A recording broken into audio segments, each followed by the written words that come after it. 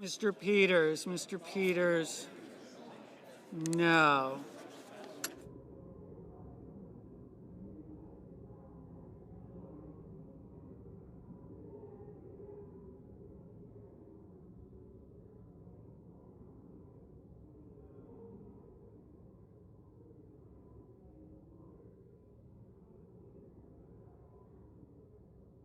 Mr. Coons, no.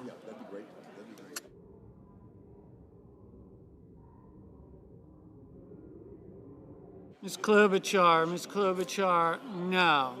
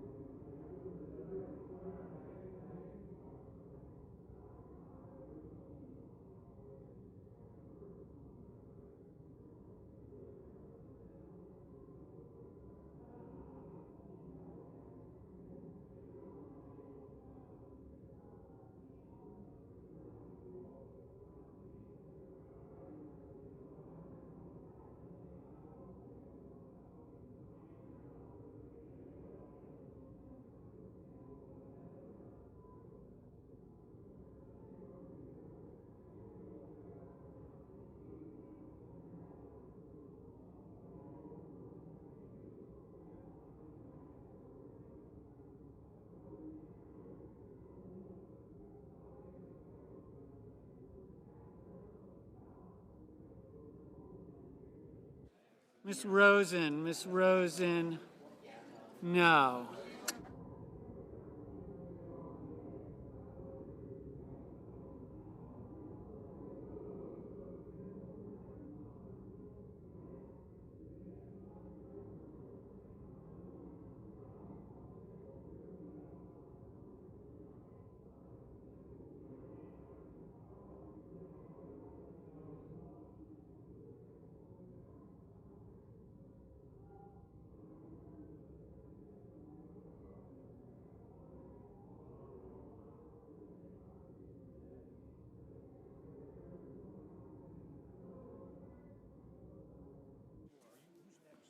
Mr. Paul, aye.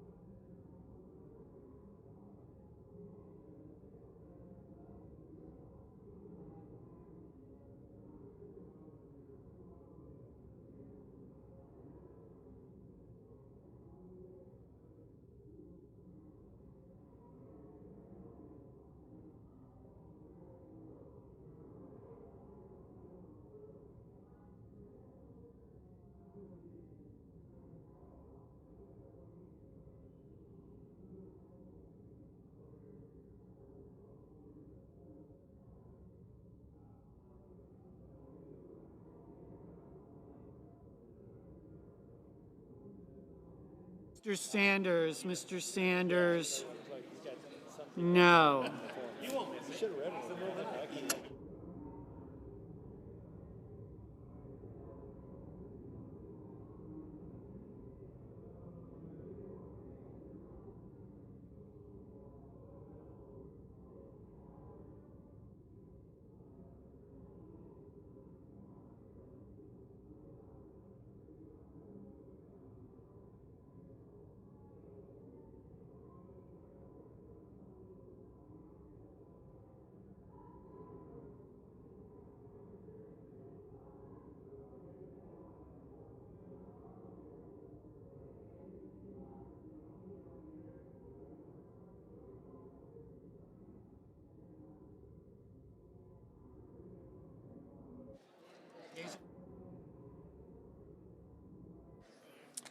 On this vote, the yeas are 48, the nays are 45, and the confirmation is confirmed.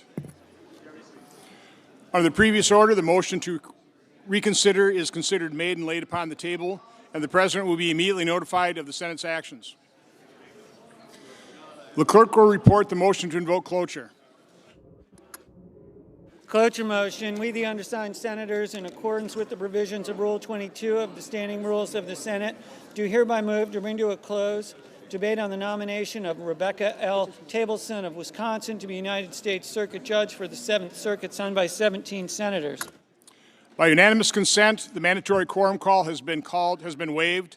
The question is it the sense of the Senate that debate on the nomination of Rebecca L. Tableson of Wisconsin to be the United States Circuit Court Judge for the 7th Circuit shall be brought to a close?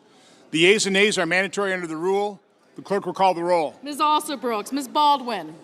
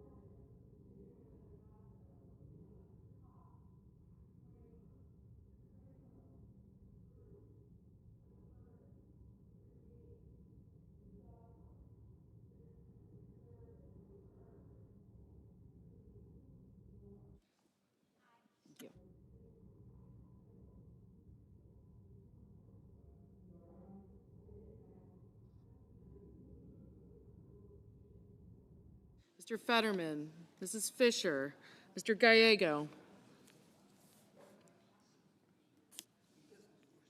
Mrs. Gillibrand, Mr. Graham, Mr. Grassley, Mr. Haggerty, Ms. Hassan, Mr. Hawley, Mr. Heinrich, Mr. Hickenlooper,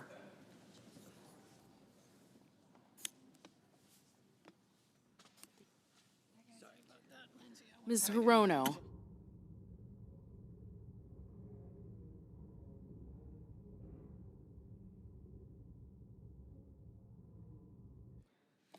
Mr. Hoven, Mr. Husted, Mrs. Hyde-Smith, Mr. Johnson, Mr. Justice, Mr. Kane, Mr. Kelly, Mr. Kennedy, Mr. Kim, Mr. King, Ms. Klobuchar, Mr. Langford, Mr. Lee, Mr. Lujan, Ms. Lummis, Mr. Markey, Mr. Marshall, Mr. McConnell, Mr. McCormick, Mr. Merkley, Mrs. Moody,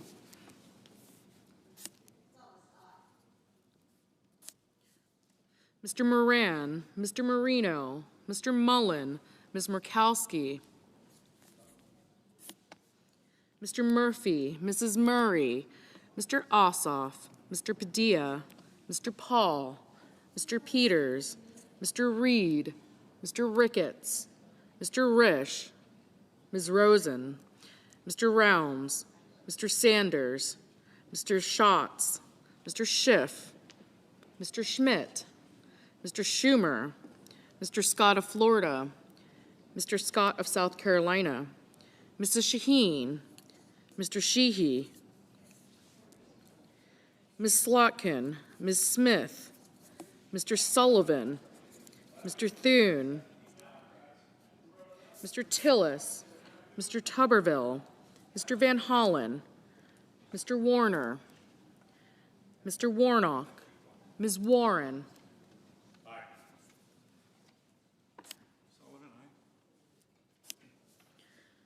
Mr. Welch, Mr. Whitehouse, Mr. Wicker, Mr. Wyden, Mr. Young.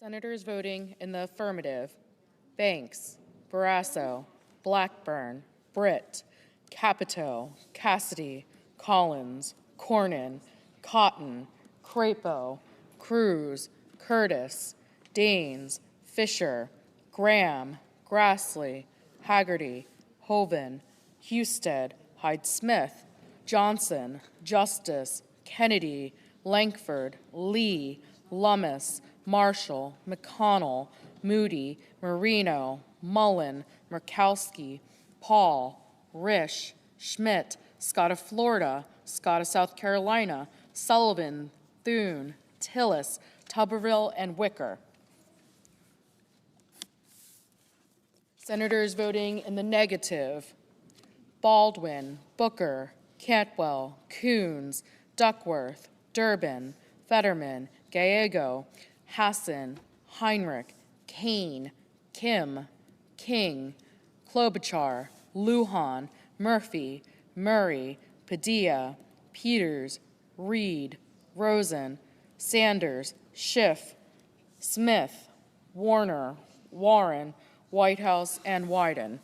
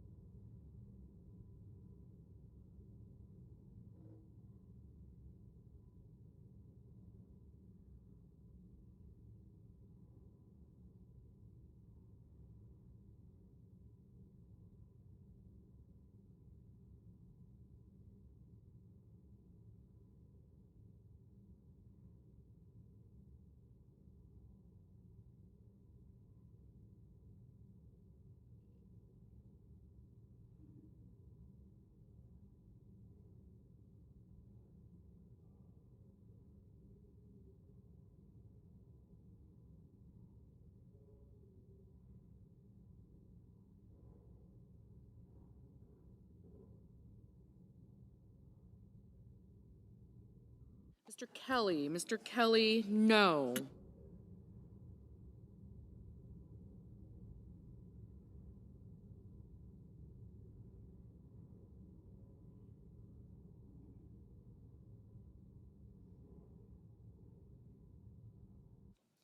Mr. Markey, no.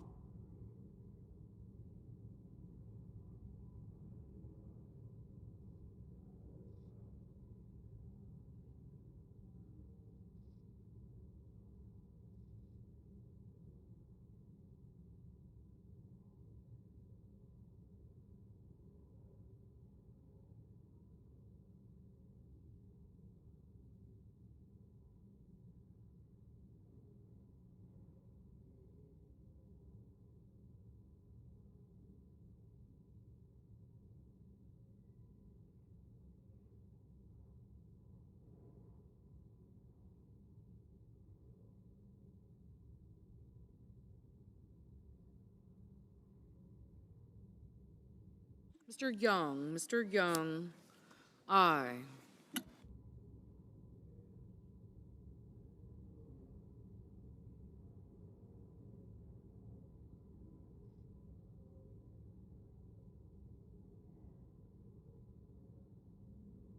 Mr. Welch, no.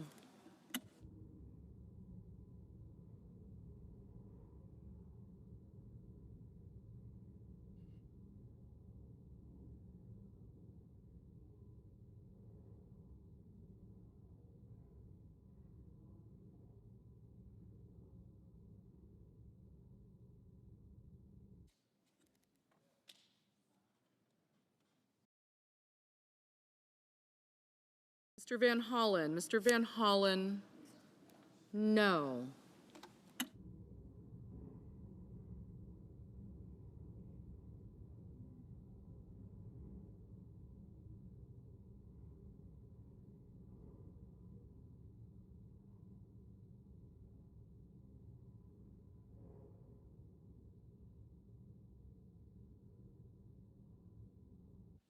Mr. Warnock, no.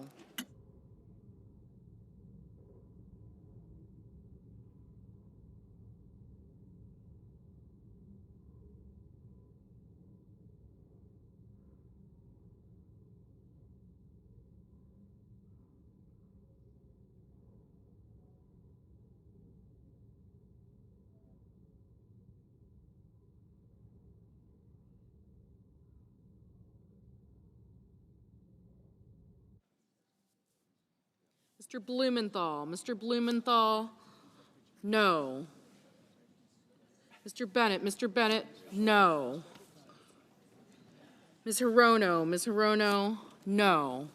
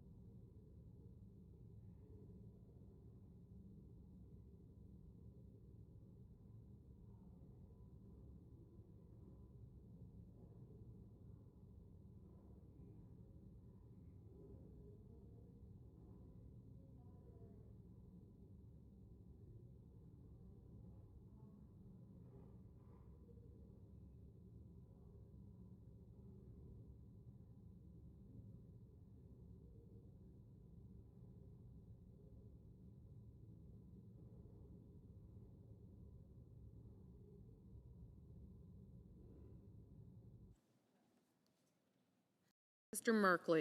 Merkley, no.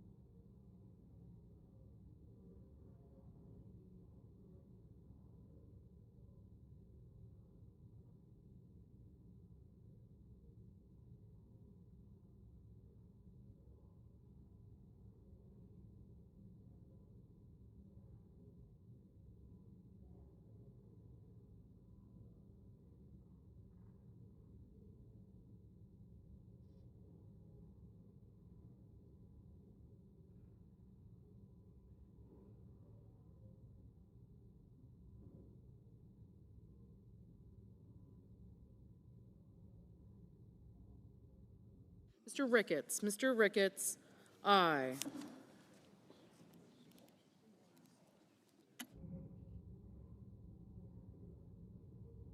Ms. Slotkin. Ms. Slotkin, no.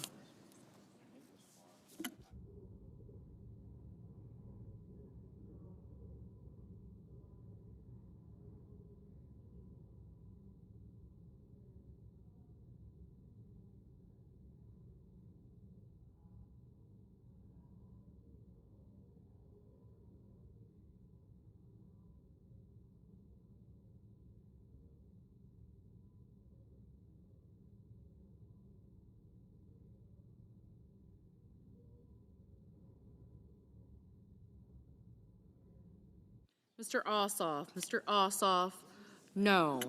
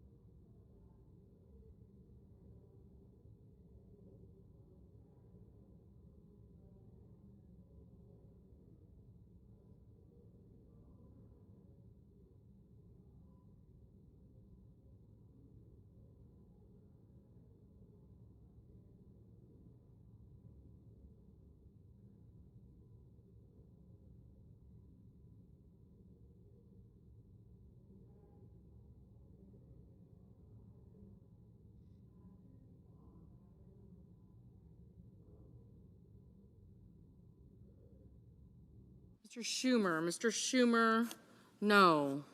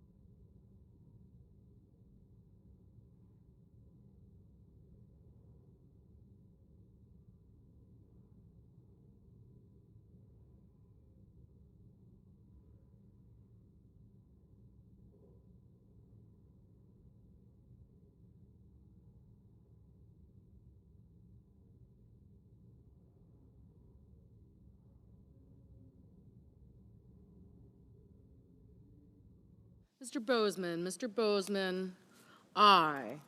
Mr. Kramer, aye. Mrs. Gillibrand, no.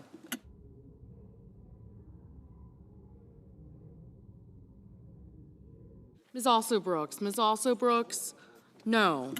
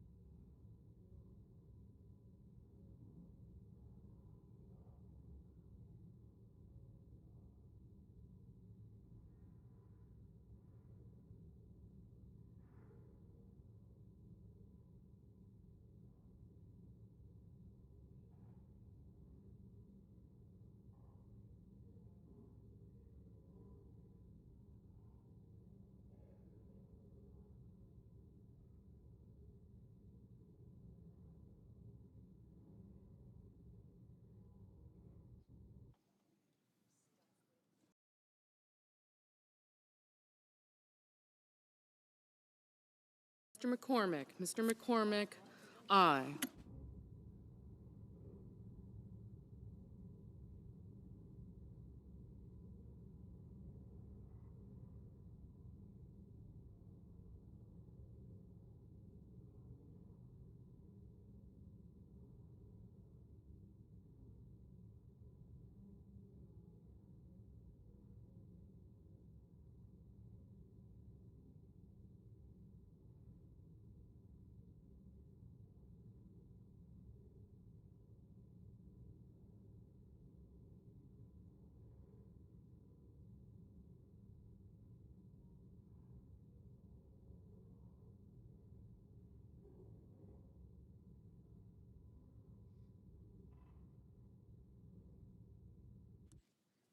Ms. Blunt Rochester, no. Mr. Hawley, aye.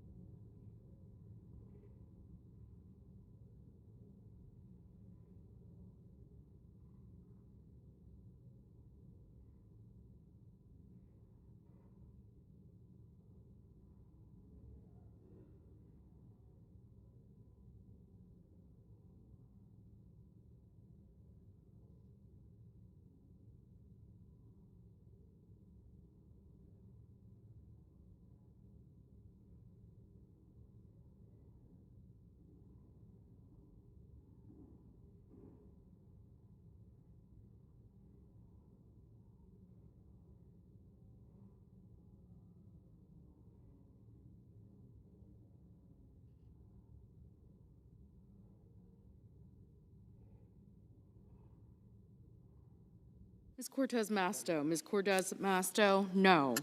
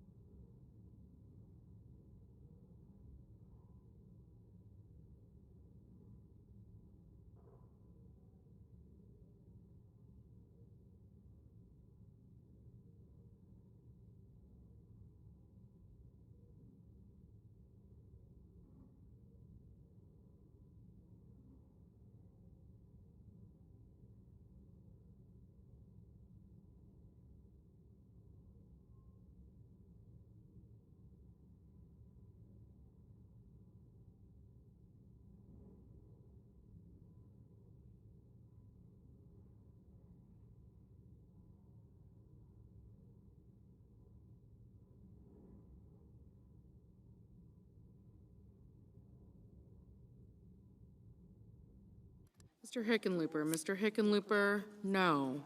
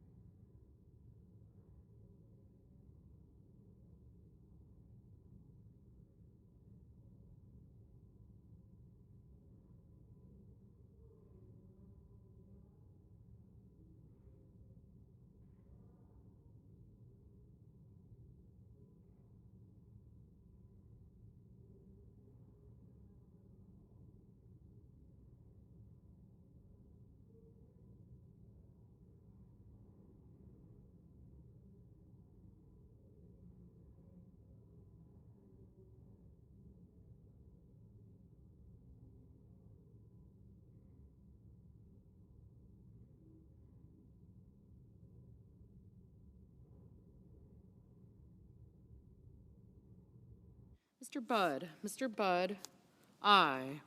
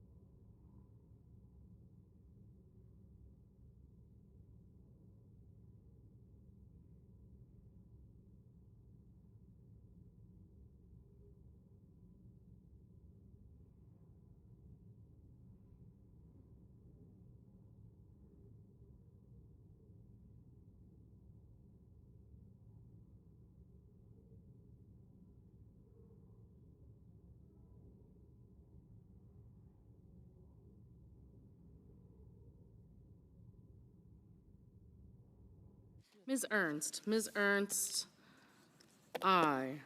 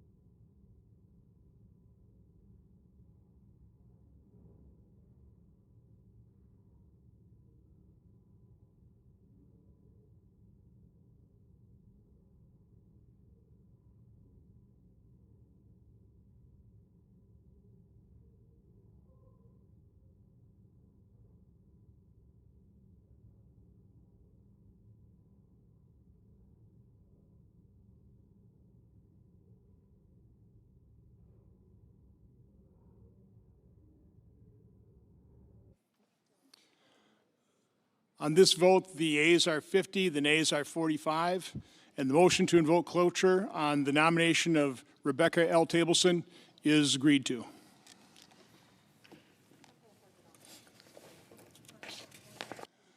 The clerk will report the nomination. The Judiciary, Rebecca L. Tableson of Wisconsin, to be United States Circuit Judge for the 7th Circuit. Mr. President. Majority Leader. Mr. President, just to remind our colleagues, we've had now a series 3 votes and a couple of them on judges, but one of the votes in there was on a Senator Johnson proposal that would have paid all federal employees who are currently working in the middle of a shutdown. Now, I don't know how you explain, if you have any federal employees, how you would vote against something that would make sure that in the middle of a government shutdown, if they continue to work, that they get paid. That's all it was. Very simple, very straightforward. And I, for the life of me, again, I think the other side is in a very bad headspace right now to vote against something like that. If you have any federal employees in your state, obviously a lot of them here in this area, all of our staffs are currently not getting paid. Senator Johnson tried to correct that today by calling up a bill, which we just voted on, in which, once again, Democrats here in this chamber voted against. We've had in front of us, we've had a dozen votes now on a continuing resolution that would open up the government. It's been sitting at the desk now for some time. The House has passed it. We need 5 Democrats to join us. Send it to the President. He will sign it into law. The government opens up. It's clean. It's nonpartisan. It has no policy riders, no partisan gimmicks attached to it. It's a straightforward continuing resolution to fund the government until a certain time. And Senator Johnson's was even more straightforward than that, really, because it simply said that if you are a federal employee and you are currently working today, like everybody here in this chamber, you will get paid. And again, it's I can't explain what's going on, and on the other side of the aisle, but they consistently come down here and vote against paying people who are working every single day and not getting paid. So, Mr. President, that was the vote we had just a couple of votes ago.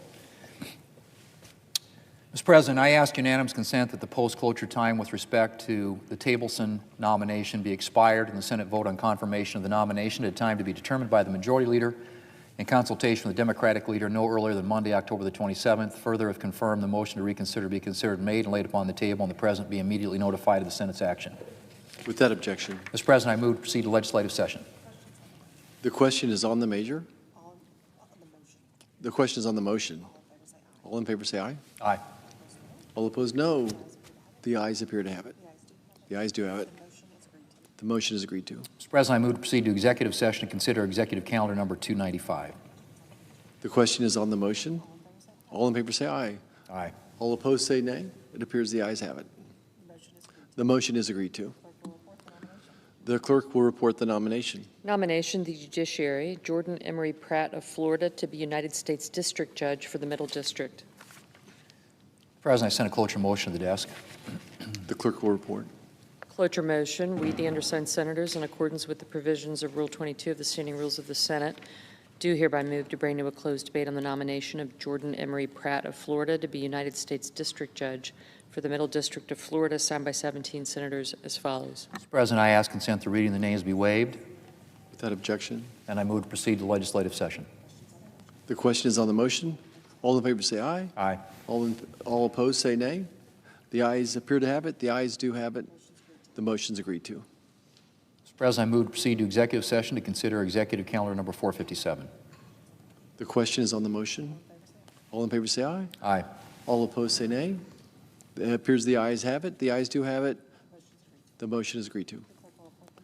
The clerk will report the nomination. Nomination, the Judiciary, Edmund G. LaCour, Jr. of Alabama to be United States District Judge for the Northern District of Alabama. Mr. President, I sent a cloture motion to the desk. The clerk will report.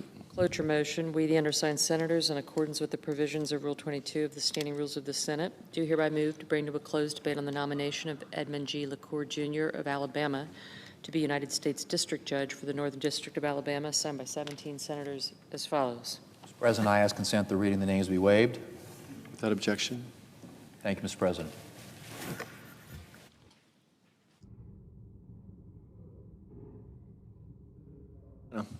Thank you very much. Couple of topics I'd like to talk about. First, the government shutdown. I don't know what my friends on the other side expect. We will talk about the Affordable Care Act at the right time, starting with the idea it's not affordable. And you created a law without any Republican votes. You had the subsidies expire. That was your choice. Most of us believe that the Obamacare program you created is very expensive, and we're not going to extend it. We would look at trying to make it better. The president has a brilliant idea about how better to use the money to help consumers. Senator Marshall just left. So we're not going to, whether you open the government up or not, I'm not going to change my vote. I'm not going to vote to authorize these subsidies as they are. I'm not going to vote to repeal the good work we did under the big, beautiful bill. So let's open up the government and talk. And if you don't want to do that, then a lot of people are going to have their lives turned upside down for no good reason, because I don't feel like we should be held hostage here to get a legislative outcome to open up the government. We tried that as Republicans. You got to build the wall or we won't open the government. It's probably not a good idea for us. Didn't work out well for us, and nothing else learned from what we did. So I'm hoping the government will open soon. Dangerous time to have the federal government not functioning in the security space. It's danger for air travel, but if you haven't noticed, the world's a pretty dangerous place. So I want to talk about two things, China and Russia. President Trump is traveling to South Korea, and I think he's going to meet the Chinese President Xi. I don't mind talking with people that I disagree with. I like the fact that President Trump has reached out to adversaries, try to find common ground to end conflicts that have been very destructive. So when it comes to President Trump and Russia, he's made a full court press to try to get Russia at the table to find a way to end the bloodbath in Ukraine, to make it an outcome that's acceptable to all parties. I don't think President Trump's out to humiliate Putin at all, but he does want to end the war in a way that we don't have a third invasion.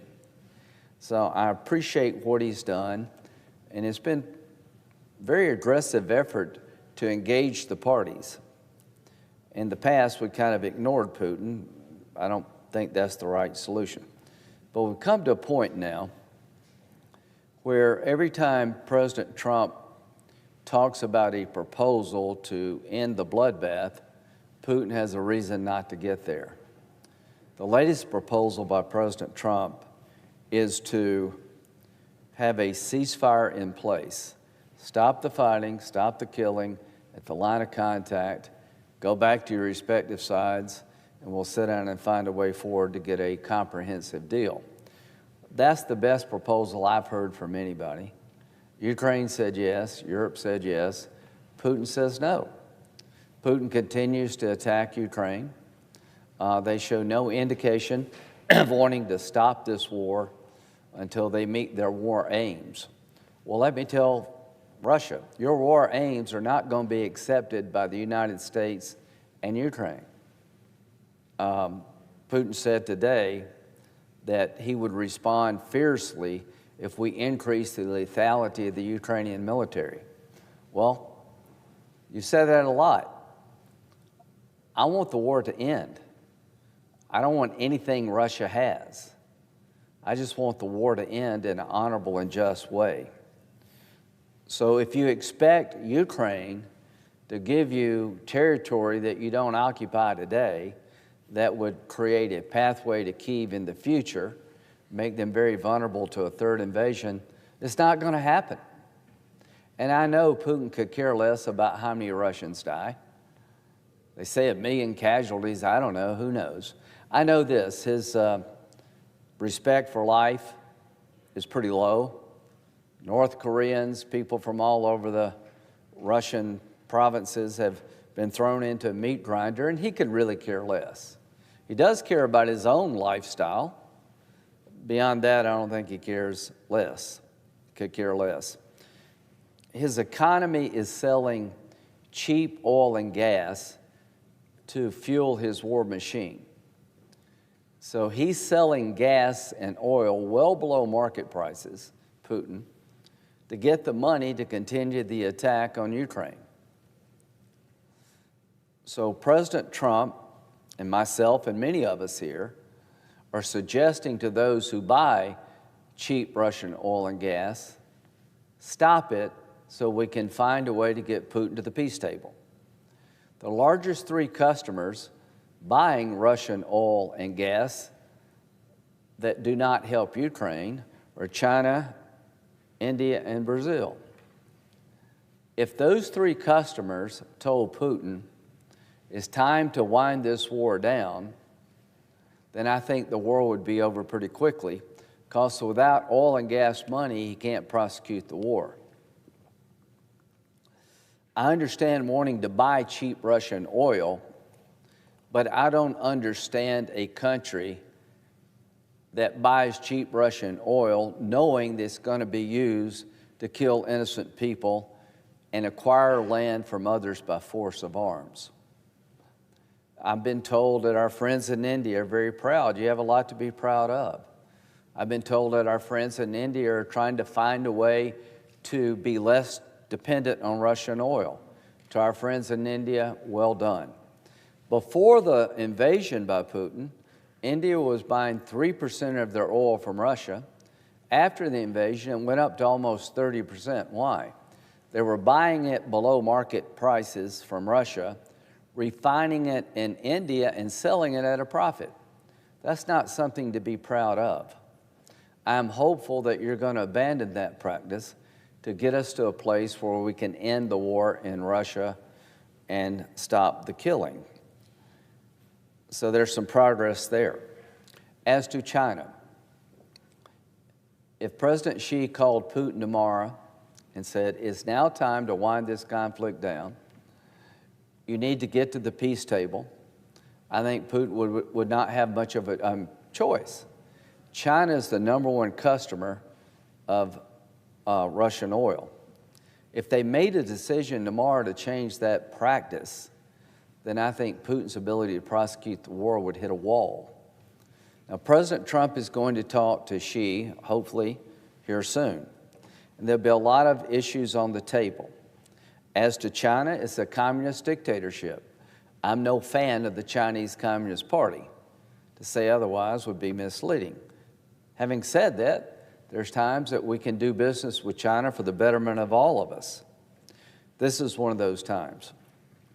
I'm hoping that when President Trump meets with President Xi, if that happens, that he will be able to persuade President Xi it's now time to end the bloodbath in Ukraine.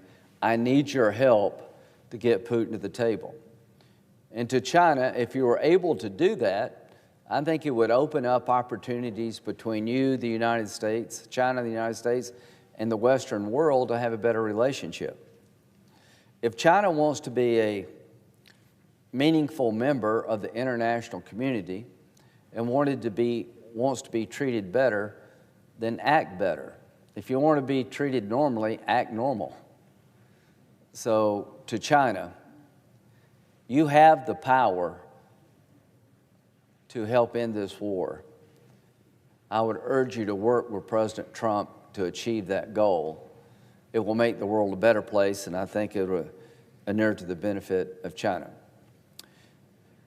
Sanctions were put on the 2 largest oil companies in Russia yesterday by Secretary Bessent at the direction of President Trump. I think President Trump has come to believe that Putin doesn't want a ceasefire at the line of contact, and everybody but him does.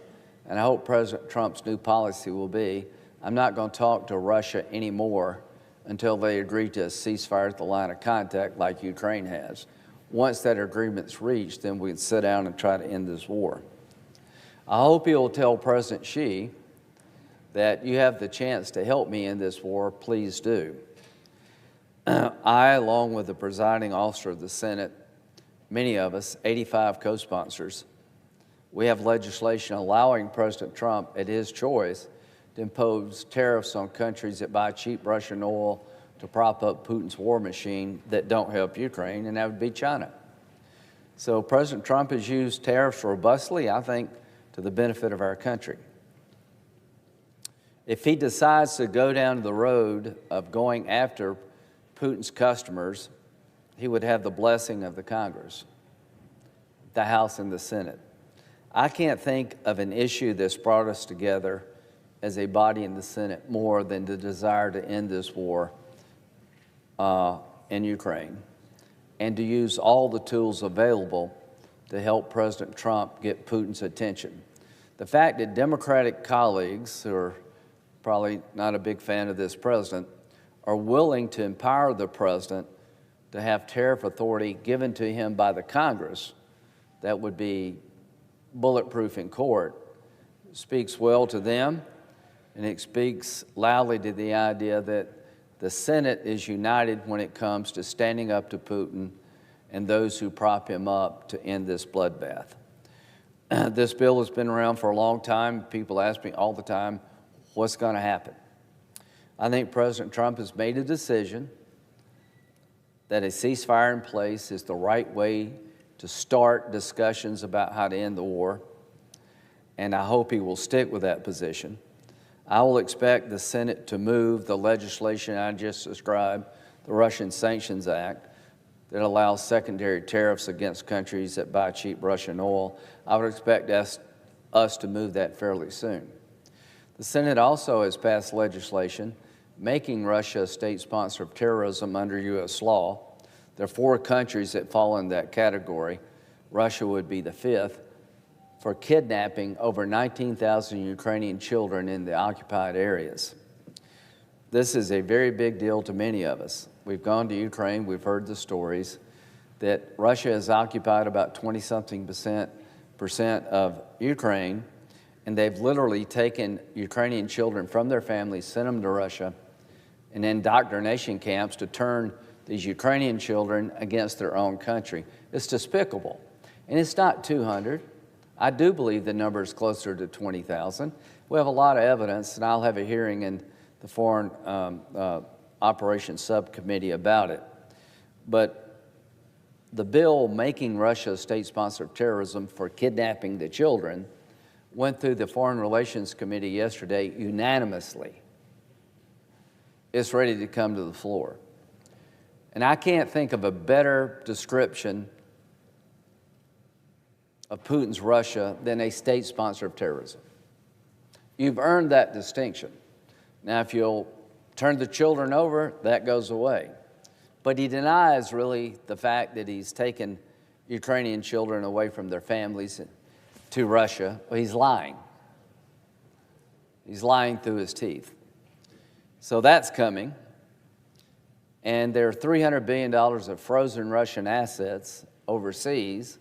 And we have legislation here, Senator Kennedy and others, that would take that money for the benefit of Ukraine. All 3 of these pieces of legislation are ripe. They're ready to go. And after this last rebuff by Putin of President Trump, now's the time to act. There was supposed to be a meeting in Budapest between President Trump and President Putin.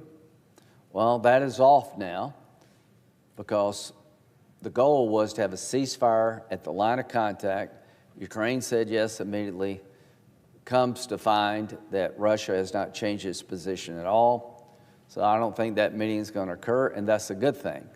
No more meeting Putin until he changes his behavior.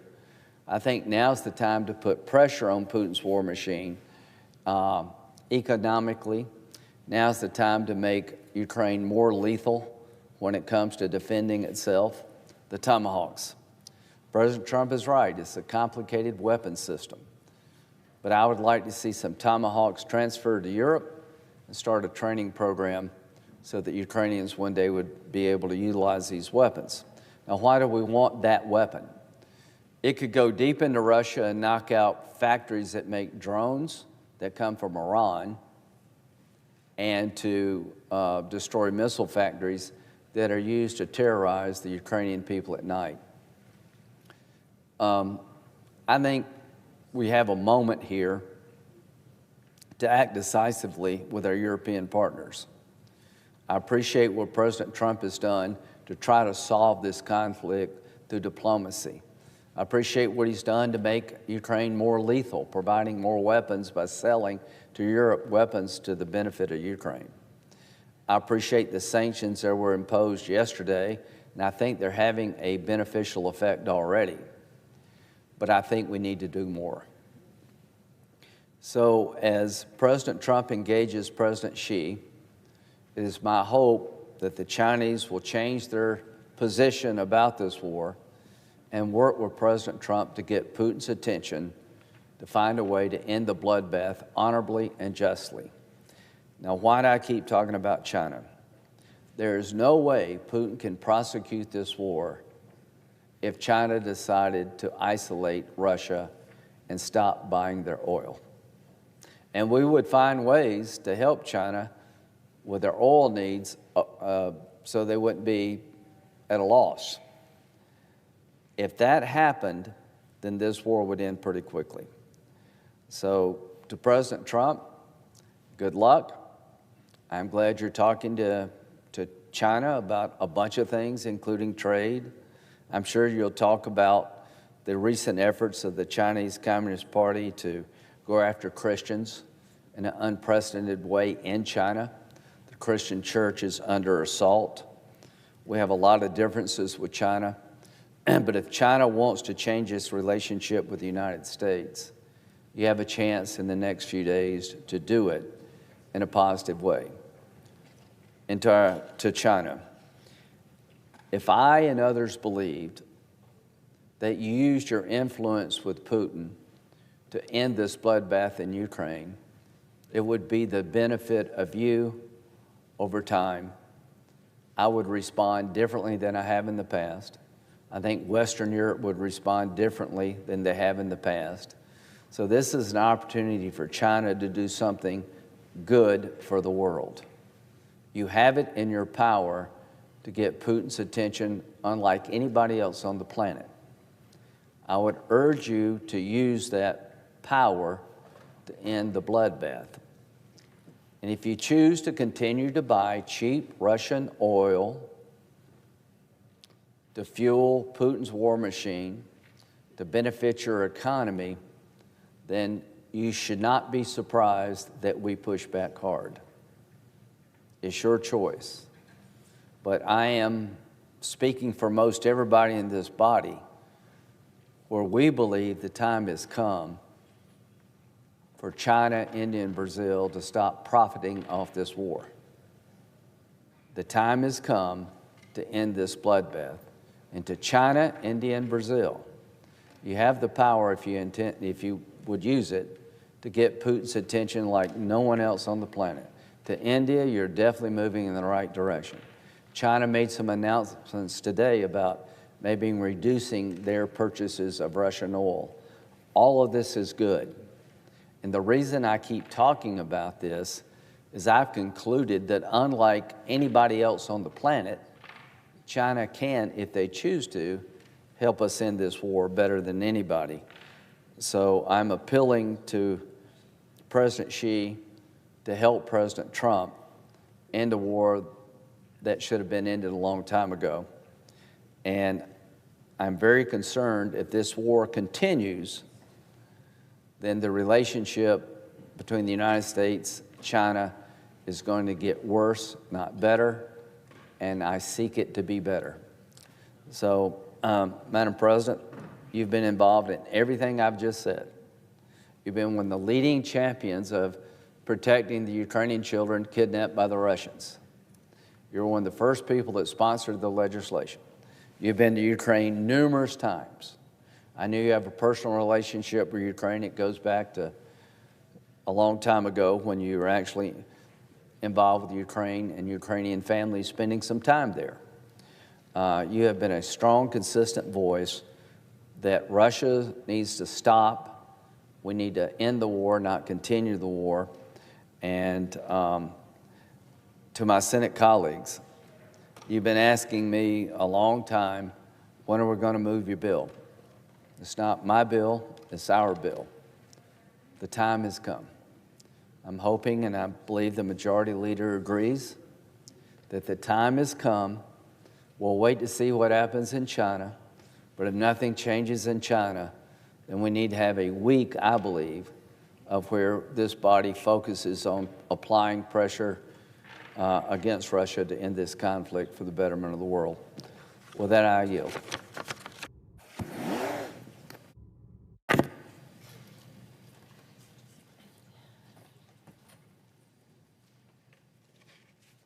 Madam President. Senator from Minnesota. Thank you, Madam President.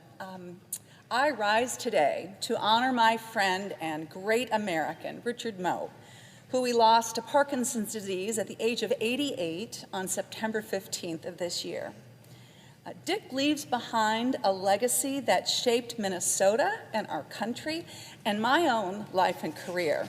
And Madam President, I understand that some of Richard Moe's family are visiting us in the gallery today, and I want to, through you, welcome them to the chamber. From leading Minnesota's Democratic Farmer Labor Party at only 32, to serving as chief advisor to Walter Mondale in the Senate and the White House, to spending 17 years as president of the National Trust for Historic Preservation, Dick leaves behind a remarkable legacy of public service. Dick was born in Duluth, Minnesota, fondly called the San Francisco of the Great Lakes to those of us who love it. He was born there in 1936. He became active in Minnesota politics at a very young age. At 24 and right out of college, he volunteered to be a driver for Minneapolis Mayor Hubert Humphrey when he was running first for the Senate. Dick was, as I said, Humphrey's driver and reportedly was so nervous driving the great man around that he drove Humphrey right into a gate at one point, an event that thankfully was not a career-ending move for him. A few years later, when he was only 32, Humphrey recruited Dick to lead Minnesota's Democratic Farmer Labor Party, and there Dick showed really exceptional political intuition and skill, where he led Minnesota Democrats to win majorities in the state legislature for the first time ever.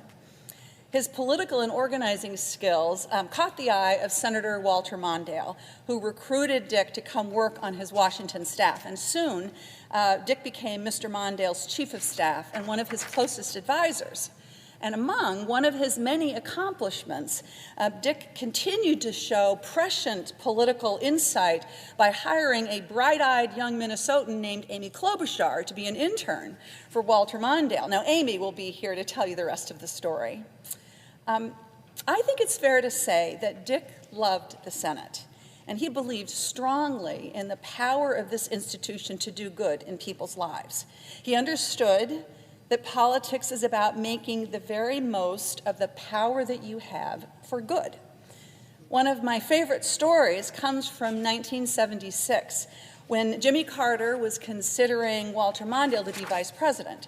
So Fritz balked at the idea at first. He had heard some of the horror stories about how LBJ treated his friend Hubert Humphrey, and he was very negative to the idea of the vice presidency. But Dick encouraged Mondale to keep an open mind, and then he invited Humphrey over to the Senate to talk the whole idea through. And Humphrey was really clear. He said, "Fritz, you'll get more done up there in 2 days than you'll get done here in 2 years." And so Fritz and Joan and Dick, as I understand it, went down to Plains, Georgia to meet the Carters. Now, Fritz always said that Joan charmed the Carters and that sealed the deal. And I am sure that there is a lot of truth to that. But after that meeting, Dick told Mr. Mondale that he needed to write down on paper what he wanted the job of vice president to be. And so the two of them talked, and then Dick drafted a memo that laid out the template for the modern vice presidency. After the election, they presented their ideas to President-elect Carter, and Carter agreed. And that job, that memo, turned what had been a torture to Hubert Humphrey, was reimagined by Walter Mondale and Jimmy Carter, thanks to Dick Moe. Vice President Mondale had an office in the West Wing because they understood that proximity to the Oval and to decision-making was essential. Mondale got the information and the security briefings and the respect that allowed him to truly be a true advisor and trusted confidant to the president, not just a ribbon cutter and somebody who was designated to go to funerals. And Richard Moe became chief of staff to the vice president and senior advisor to President Carter. Many years later, Madam President, when Governor Mark Dayton asked me to be his lieutenant governor, I consulted my friend Walter Mondale. Did he think this was a good idea? And characteristically, Mondale was a little skeptical at first. But then he called me down to his office, and he had a mission in mind. I came in, and I sat down, and Mondale shouted out to Linda, his longtime personal assistant. He said, "Linda, get me Dick's memo."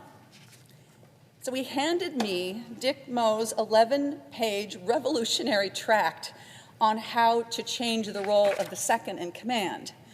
"Take a look at this," says Mondale in his understated way. "I think it might give you a few ideas." So I used that memo to write my own memo to Governor Dayton, so together that we were able to transform that role of lieutenant governor in Minnesota. And I remember saying to Mark, "You're no Jimmy Carter, and I am no Walter Mondale, but I think there are some good things for us to take to heart here."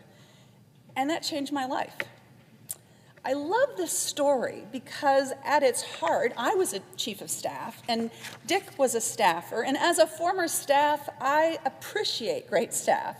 And he was the consummate staffer, Dick Moe. But what happens next in his story is how Dick left behind the role of advisor and became a principal in his own right. When the Carter-Mondale ticket lost badly in 1980, Dick regrouped. He practiced law for a while, and he dedicated himself to his love of American history. And he wrote a book called The Last Full Measure about Minnesota's famous 1st Regiment in the Battle of Gettysburg. And this led him to leading the National Trust for Historic Preservation, where he served as president for 17 years. In that role, he had a significant hand in preserving some of our country's most precious buildings and historic sites, and shaping how cities and small towns preserve the unique main streets and downtowns that give these communities a sense of place. His book, Changing Places, changed how downtowns were imagined. And he called out how big box stores were destroying what's precious and unique about these communities that we love. He marshaled famous historians and grassroots organizers to protect the Manassas battlefield from being overrun by a Disney theme park. And he was one of the first people to go to New Orleans after Hurricane Katrina to highlight the need to restore the historically black neighborhoods decimated by the storms. And his fondest achievement was the restoration of a Gothic revival home that President Lincoln used as a refuge for his family during the hot Washington summers of the Civil War. You can all visit President Lincoln's cottage in Washington, D.C., thanks to Dick. And in fact, Madam President, I believe we had a women's, and Senator Klobuchar, I believe we had a women's Senate dinner there ourselves and enjoyed that beautiful place that Dick protected and restored for all of us. So when I came to the Senate in 2018, Dick reached out to me immediately, and he became a trusted advisor to yet another Minnesota senator. He gave me wise counsel and in so many ways helped me to learn how to be a senator, but maybe most especially around the importance of protecting Minnesota's Boundary Waters wilderness area. The Boundary Waters is one of the great places on this planet. It is 1 million acres of lakes and bogs and forests and streams. And as Vice President Mondale's chief of staff in the Senate, Dick helped, when they were in the presidency, Dick helped Mondale and President Carter shepherd through Congress the Boundary Waters Canoe Area Wilderness Act of 1978. This was the culmination of years of grassroots efforts to protect this place. And after all these years, Dick was still engaged in protecting the boundary waters from copper, nickel, sulfide mining. Dick understood the North Country of Minnesota. It was in his history, it was in his blood, and he understood the power of leadership to protect this special place. And I can tell you, Madam President, he was relentless. I remember once I took a call from him on New Year's Day morning. I was still in bed, and he's calling me on New Year's Day, starting a new year, Tina, it's time for us to think about what you can do to help to protect the boundary waters. Leadership, he said, makes a big difference. And he was right. Dick loved Minnesota, he loved this country, and he believed passionately in the idea that the United States Senate has the power to do good. He was steadfast in believing that individual leaders have an obligation to do their best and be their best and live up to our highest values. I mean, I could see him sitting across from me in the Senate dining room. There we were, the elder statesman and the junior senator, and he would lean in and say to me, "Tina, I've been thinking about something that I think you could do that would make a big difference. Let me tell you about it." Even as Parkinson's took its toll, and it did, he kept at it. One of the last conversations I had with him was about a speech that he wanted me to give on Minnesota's values of civic participation and our collective responsibility to work together for the good of all of us.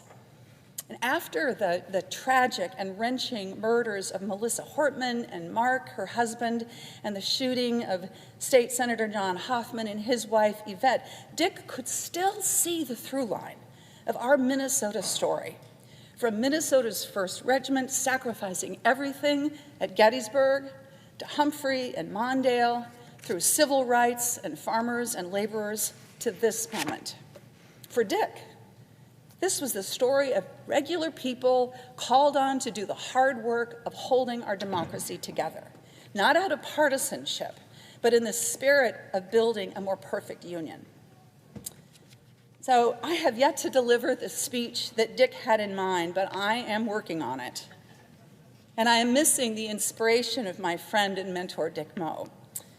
We all should have someone like Dick's in our corners, someone wise, kind, telling us what we need to hear and pushing us to do better and do more for the good of all of us.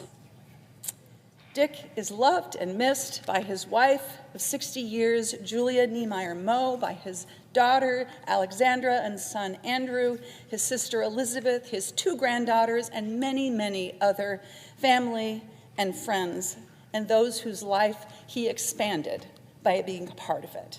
May his memory be a blessing to all of us who knew and loved him. Thank you, Madam President.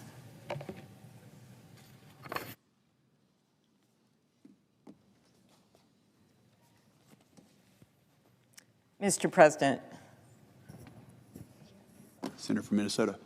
Mr. President, I first want to thank my colleague and friend, Senator Smith, for her beautiful remarks and for her friendship with Dick to the end. And I'm sure you hear his voice all the time when you're trying to make decisions, and having that kind of person that's so grounded, not just in Minnesota, but in these values that he brought with him to Washington and that he brought with him to the Vice President's office couldn't be more important. So Dick, and especially at a time like this, I just kept thinking as Senator Smith spoke about how Dick cherished history instead of trampling it like we've seen some of right now. He understood that you can learn from history and that history can teach you lessons that help guide you when you have to make decisions in the now.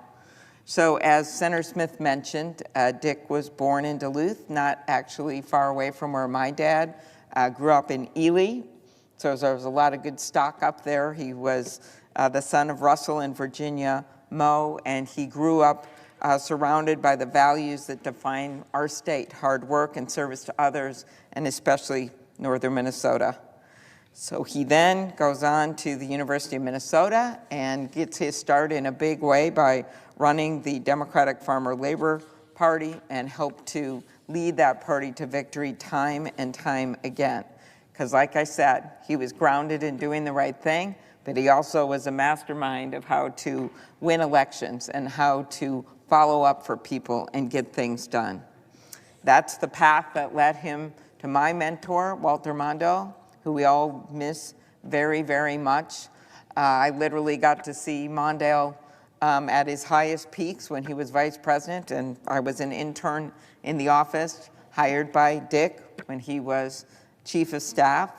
And then I got to see him back in Minnesota, where he would literally was working at the law firm with me, and I saw him in grocery lines where he would engage in long discussions with the clerk at the grocery station on how we could get, say, peace in the Middle East or what we should be doing about an economic crisis. And Mondale had that same thing that drew Dick Moe to him, and that was a grounding in the people that you represent. So we all know what a great job he did running that office, his Norwegian sense of humor. I know those words don't always go together, but it was a very dry sense of humor and just this belief in decency.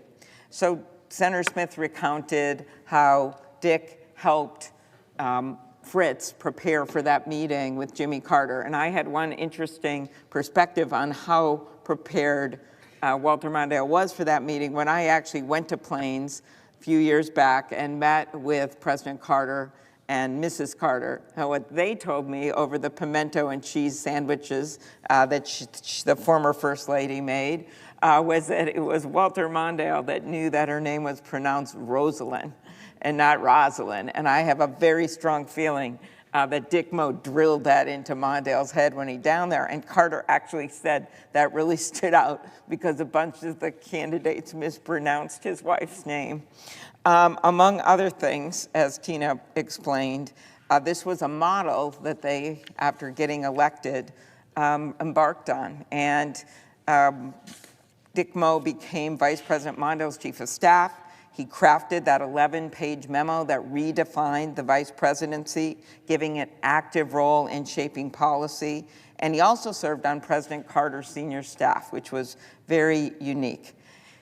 That's when I got to be an intern at that time, and I still remember writing in, sending in my letter, and interviewing over the phone. I have this cherished picture in the vice president's their home backyard that Dick Moe is in with all the interns, which included me and Tom Knides, who went on to be our ambassador to Israel. It was quite an intern class, and he was there. I remember it was the first time I ever had lobster, so it's very memorable to me. And I was so eager when I got there to do these policy memos that I had talked to Dick about and write all these very smart ideas for them, and they in fact assigned me to do the furniture inventory of every piece of furniture in the vice president's office and write down the numbers on a spreadsheet and make sure that they were all there and turn it into some government office. And I literally crawled around on the floor for 2 weeks checking serial numbers on desks and chairs. And so the first thing I learned from all that is that Walter Mondale and his chief of staff, Dick Moe, were scrupulously honest and nothing was missing. And second was to take every job seriously. And I often share that with young people, including the interns in the Capitol. That internship that Dick Moe hired me for was my first government job in Washington, D.C., and this was my second. So I remind them, take those internships and the people you work with and the relationships, even if they're fleeting, that you form in the meeting people and getting to know them, because they are oftentimes the key to your future, and never complain about what assignments that you get. So Dick Moe believed in preparing the next generation of public servants. I think Senator Smith's story of that just really says it all. Even in his later years, when he's not feeling as good, he takes that time to be such a mentor to her. So we talked about the longest-serving president for the National Trust for Historic Preservation, 17-year tenure, led the efforts to rebuild so many historic neighborhoods in New Orleans after Hurricane Katrina, working on restoring President Lincoln's cottage, which is just an amazing thing to think that it had not been restored, but Dick Moe knew how important that was. I don't think he saw preservation as nostalgia. I think he saw it as honoring our country and honoring the Americans that had served. And that was a lot about that book, The Last Full Measure, that I just love. And it is now recognized as the definitive history of the 1st Minnesota Regiment, which, as we know, fought for the Union in the Civil War before Minnesota was even a state. And there had been another book, the historical novel, The Killer Angels, which, okay, won the Pulitzer Prize for fiction in 1975, but Dick felt it did not correctly account for the bravery of the Minnesotans in the 1st Minnesota, and he more than righted that wrong. So that story that I have often quoted around our state about the 262-member 1st Minnesota Regiment, which held the line against 1,600 Confederate troops while desperately needed reinforcements were brought in on the Union side, is truly worthy of the book that Dick wrote. I went with a number of senators, including Senator King and a number of Republican senators, to take a one-day deep dive on the Gettysburg battlefield site one day. And it was led by the head of the War College and another veteran member of that War College. And we went to that site. We first talked about Maine and the historic story of Maine, and then we went to the Minnesota site, which is a very big monument, but it's not nearly as much visited. And the head of the War College at the time actually started to shed a tear when he told the story, because he said, as Dick knew, the story of the 1st Minnesota was the story like no other. They asked them to hold the line, 262 men, 200, and they didn't pause. They went and did it, and we saw that open field, and they did it. 215 of them were struck down by bullets, an 82% casualty rate, the highest percentage of casualty suffered by any Union regiment in a single engagement in the entire war. That sacrifice, which Dick researched and captured, is summed up by a Churchill quote: "Never in the field of human conflict was so much owed by so many to so few." Those ragtag soldiers that didn't even have proper uniforms, that were farmers, that were laborers, that were part of a regiment from a state that wasn't even yet a state, stood up when it couldn't be more of a difficult burden, and they didn't hesitate, and they did their jobs. That's what Dick honored with that story. And it's something I think we all should be thinking about right now. What is truly sacrifice? What does it mean to be an American? What does it mean to stand up for your country? So to Dick's wife, Julia, and his kids, Alexandra and Andrew, the granddaughters, we send our love and gratitude. Our state is so much better, and our country is so much better because of Dick Moe. He showed us, and clearly Senator Smith, that public service is worth it, that this devotion to history is not just some ancient thing in a dusty book, it matters to now. He showed us that the ties that bind us, whether it's small towns and historic preservation of buildings like Lincoln's Cottage, mean something in the now, that history matters. And I think we all need to remember that today. Thank you, Mr. President. I yield the floor.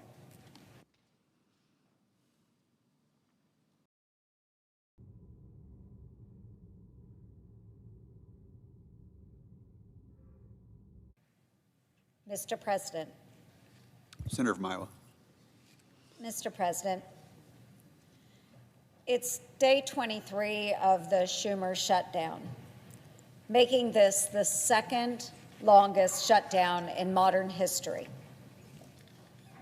While Senator Schumer says, quote, "Every day gets better for Democrats, the stunt is taking a real toll on Americans. Closing the government may be a game for Washington politicians, but it's not fun for the folks in Iowa who work hard and expect Congress to do the same. A social service provider in Sioux City is facing challenges providing shelter for the homeless because the Social Security Administration is closed. The wife of a civilian employee at the Rock Island Arsenal worries that if he doesn't get paid, the family may have to dip into their daughter's college funds to make ends meet. Another frustrated constituent in Council Bluffs says, "We have families here living paycheck to paycheck. They cannot afford food, much less health care." An employee of the Farm Service Agency in Taylor County, which is a neighboring county to my county, Montgomery, in rural southwest Iowa, says the shutdown is putting a strain on beginning farmers, as well as the elderly producers in her community. And the closure of USDA service centers is financially impacting farmers, which will have ripple effects on everyone for months to come. Thousands of families in Iowa are already facing the real possibility of not being able to put food on the table. Recipients of SNAP will not receive benefits next month, and WIC, Women, Infants, and Children's support for mothers and babies, will also run out very soon. And Iowans aren't alone in this. If Democrats do not allow the government to reopen, half of our states will run out of money to provide SNAP benefits in November. That means millions of children across the country will have food taken away from them by the Schumer shutdown. This is a particularly cruel way to make a political point, especially at Thanksgiving time. So most folks here in this body really understand that there are a lot of families that mean a lot to me. Not only my families in Iowa, but then also all of our military families across the United States. So my daughter and my son-in-law serve on active duty Army. My daughter and I talk just about every day, either by FaceTime or by phone. And the shutdown is really impacting her younger soldiers. So every day, my daughter and I go through those discussions of where will the soldiers find food. Her discussion with me today centered around a talk she had with their military chaplain yesterday. She was typing up a letter so that her soldiers could receive gift cards before Thanksgiving from the chaplain's funds. But unfortunately, the chaplain said, "I don't even know that we will have funds so that we can get the gift cards for the families because of the shutdown." One of the military units has actually started its own internal food bank so that soldiers can go to that food bank and get food for their families. Anyone that has served in the military or knows someone that serves in the military understands that already our military men and women, many of them qualify for SNAP, even though they're employed by the military. These are families that are currently serving every single day with the inability to get paid. Now, thankfully, the president was able to scratch together dollars from the Department of Defense to pay them their first check but this is a long-term problem we're facing now. And the president won't be able to keep doing that. So we have all of our federal employees, our military men and women that are not getting paid. They can't literally put food on the table.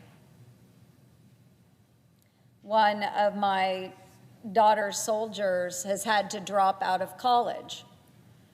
This NCO works full-time during the day and tries to do better by going to college at night. And she can't afford to pay the tuition now that's required, and there are no appropriated funds to move forward with her college. And so she had to pull her enrollment yesterday. So we're impacting families in all of our home states. We're impacting the men and women that are defending our nation. This standoff is a fight for survival.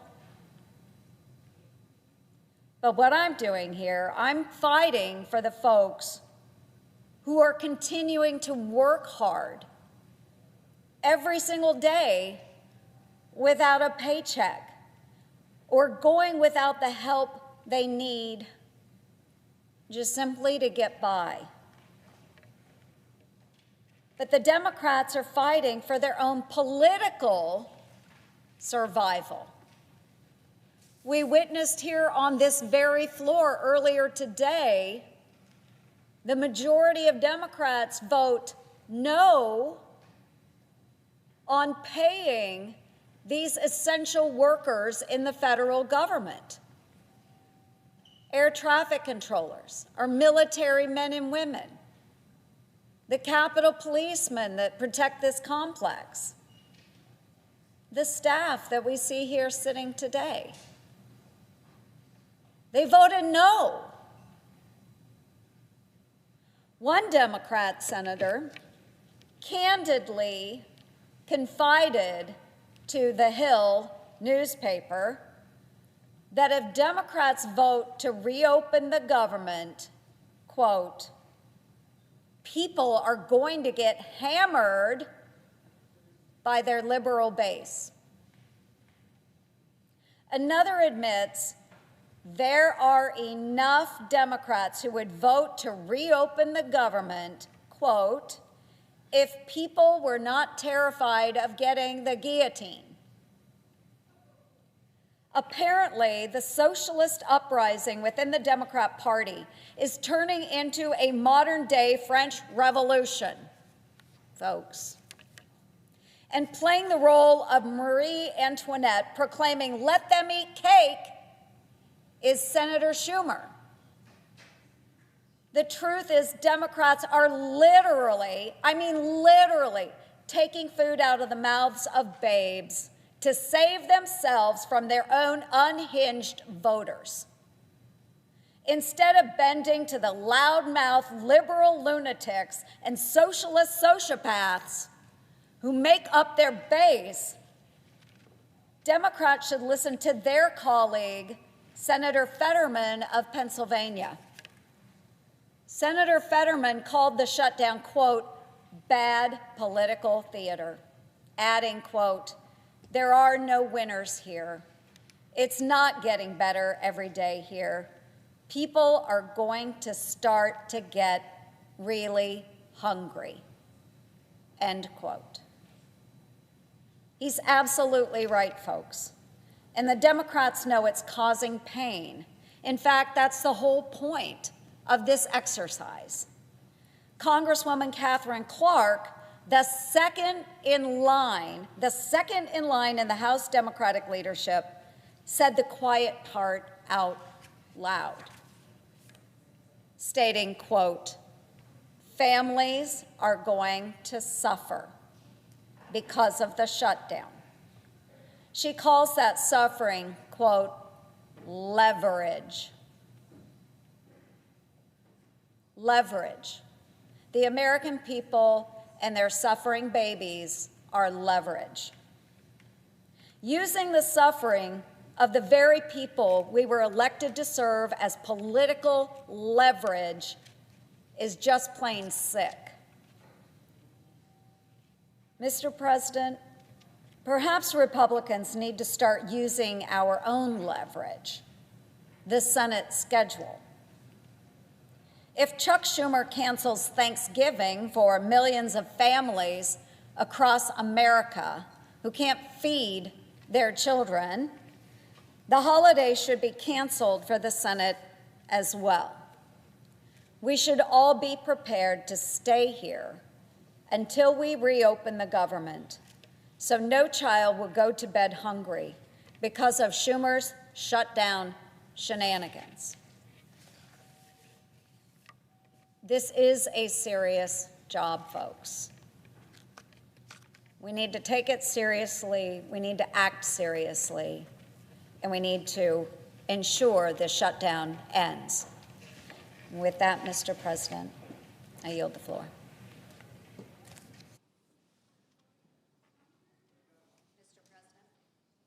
Senator from Iowa.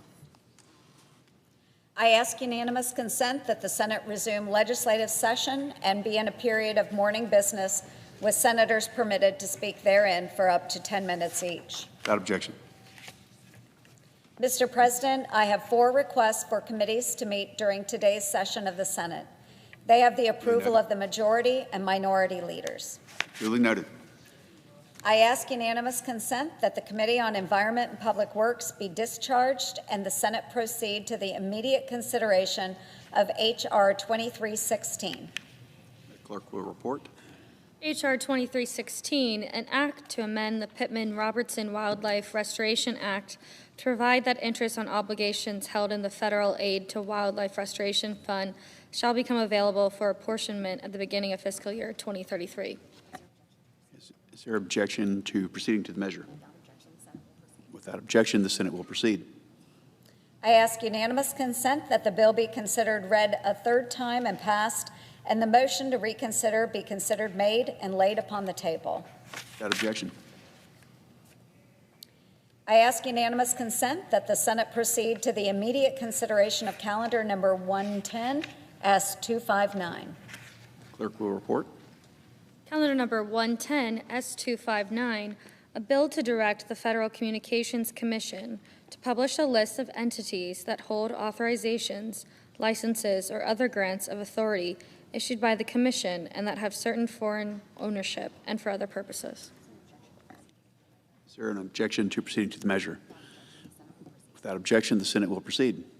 I ask unanimous consent that the bill be considered read a 3rd time. Without objection. I know of no further debate on the bill. Is there further debate? If not, all in favor say aye. Aye. Those opposed, no. The ayes appear to have it. The ayes do have it. The bill is passed. I ask unanimous consent that the motion to reconsider be considered made and laid upon the table. Without objection. I ask unanimous consent that the Senate proceed to the immediate consideration of calendar number 35, S99. The clerk will report. Calendar number 35, S99, a bill to require the Secretary of Commerce to produce a report that provides recommendations to improve the effectiveness, efficiency, and impact of Department of Commerce programs related to supply chain resilience and manufacturing and industrial innovation, and for other purposes. Is there an objection to proceeding to the measure? Without objection, the Senate will proceed. I ask unanimous consent that the bill be considered read a 3rd time and passed, and that the motion to reconsider be considered made and laid upon the table. Without objection. I ask unanimous consent that the Senate now proceed to the en bloc consideration of the following resolutions, which are at the desk. S. Resolution 464, S. Resolution 465. Is there an objection to proceeding en bloc? Without objection, the Senate will proceed en bloc. I ask unanimous consent that the resolutions be agreed to, the preambles be agreed to, and that the motions to reconsider be considered made and laid upon the table, all en bloc. Without objection.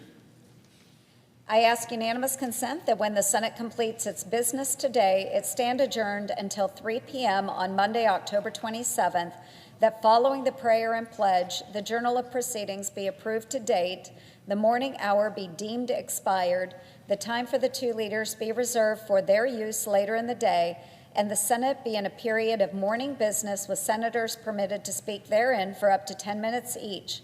Finally, at 5:30 p.m., the Senate execute the orders with respect to the Talbelson and Lewis nominations. Without objection, so ordered. If there is no further business to come before the Senate, I ask that it stand adjourned under the previous order following the remarks of Senators Welch and Whitehouse. Without objection. I yield the floor. Thank you, Mr. President. Senator from Vermont. Mr. President, every single one of us, every member of the United States Senate, my fellow Vermonters, all Americans, people around the world are absolutely thrilled by the ceasefire in Gaza. After 2 years of relentless bombing, after 2 years of horror for the hostages and their families, the bombing has largely stopped and the hostages are home. This is extraordinary. And I salute everyone involved in getting us to this day, including President Trump. But let's be clear, there is more work to be done. The only way this ceasefire will succeed is if it is the beginning of a relentless, tireless process that aims to get us to the two-state solution, 2 states for 2 peoples, a safe and democratic Jewish state of Israel, alongside a sovereign state for the Palestinians that are indigenous to the land where they now live, as envisioned in the President's 20-point plan and has been U.S. policy for over 50 years. So the question before us is, will all who are involved, particularly the United States government, Prime Minister Netanyahu and the Palestinian Authority, U.S. partners in the Gulf and our European allies, will everyone do every single thing possible to make that success of a lasting peace through a 2-state solution a likelihood? And let me be candid, Mr. President. I am extremely alarmed at what we're already seeing since the ceasefire. On the Israeli side, Mr. Netanyahu is continuing to dial up or down the delivery of urgently needed food or medicine, depending on what his political desires of the moment are. And after 2 years of already having kept food out, largely, for starving kids, that has to be provided with the 600 trucks a day, unabated, continuously and regularly. And at the same time, Hamas is score settling, is committing public executions and intimidating the Palestinians who yearn for peace and a return to some degree of normalcy. The impediments to peace are deep and they are clear.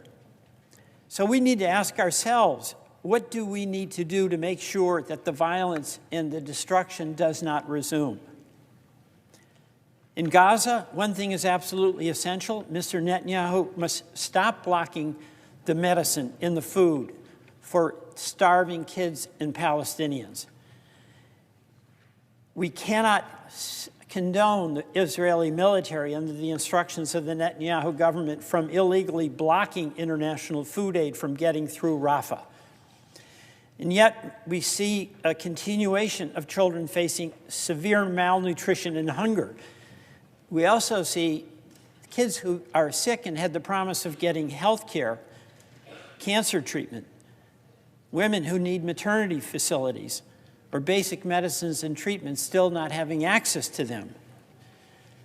The Netanyahu government cannot be allowed to once again turn on and off the supply of food and medicine and use it as a military tool.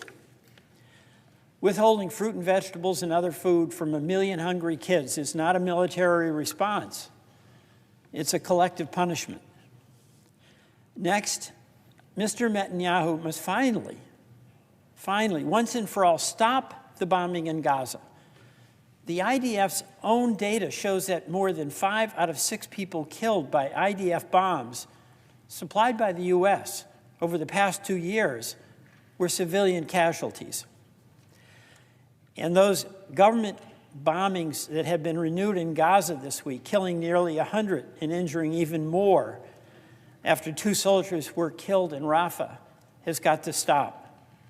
These types of response bombings that were so frequent before the ceasefire, disproportionate and illegal by and large, are no more legal and as disproportionate when they're occurring after the ceasefire and jeopardize the stability and survivability of the ceasefire.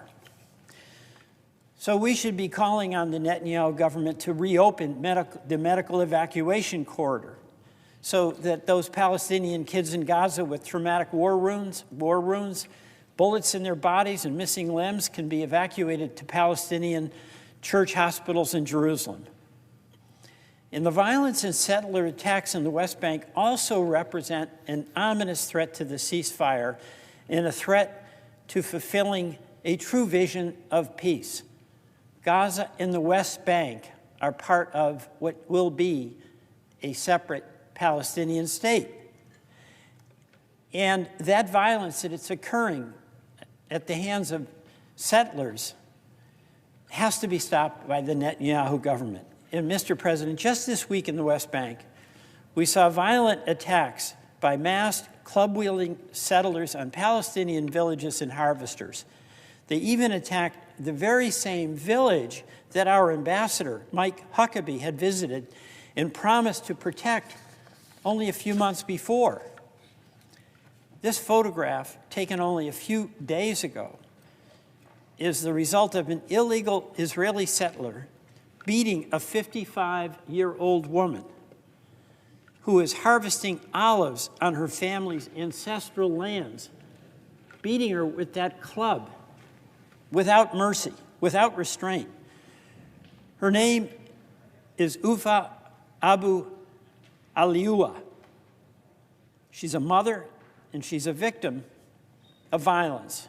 And this just happened days ago. By the way, October marks the start of the olive harvest season across the West Bank.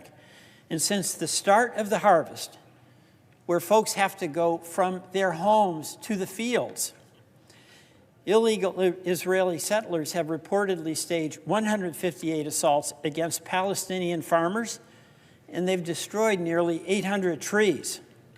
And these trees, as you know, are nurtured over generations, just like the ones on the Mount of Olives. And many Palestinian families depend on them as their only source of income. The violence, by the way, also impacts Americans. And if Mr. Netanyahu is serious about working with the president and supporting the ceasefire that he did agree to, he'll take action to hold accountable those responsible for the Americans killed by Israeli forces and illegal settlers. Americans like Saif Musalat, a Florida teenager who was on vacation visiting family when he was attacked and he was killed by illegal settlers. And Mr. Netanyahu must also finally help the United States investigate the killing of the American journalist Shireen Abu Akleh, who was shot by an Israeli sniper from a couple of hundred yards away, nowhere near any Israeli troops. A Palestinian state envisioned by the ceasefire requires that Mr. Netanyahu also end the constant expansion of settlements into the West Bank. The Israeli government must stop demolishing Palestinian homes, sometimes using bulldozers paid for by American taxpayers. And yet, the Netanyahu government is going full steam ahead. This is an immense impediment to peace. And to be certain, Hamas, too, must lay down its arms. It must refrain from violence. that is an incredible threat to the ceasefire. Ultimately, Hamas has got to go. Hamas violence is that threat to peace. It's a threat to the Palestinians living in Gaza who yearn for peace and yearn for an opportunity to rebuild where they live and have their kids be back in school and to be safe. The ceasefire acknowledges that there must be a force that has sufficient authority to quell Hamas violence. This is the peacekeeping force that was in the 20-point presidential plan. If we're going to be successful, we have to redouble our efforts to stand that force up and make certain that all the signatories to that peace plan do their part to make certain that that can happen. President Trump's leadership to help achieve a ceasefire, that leadership must be redoubled to achieve a durable peace and a lasting peace for the Israelis and the Palestinians.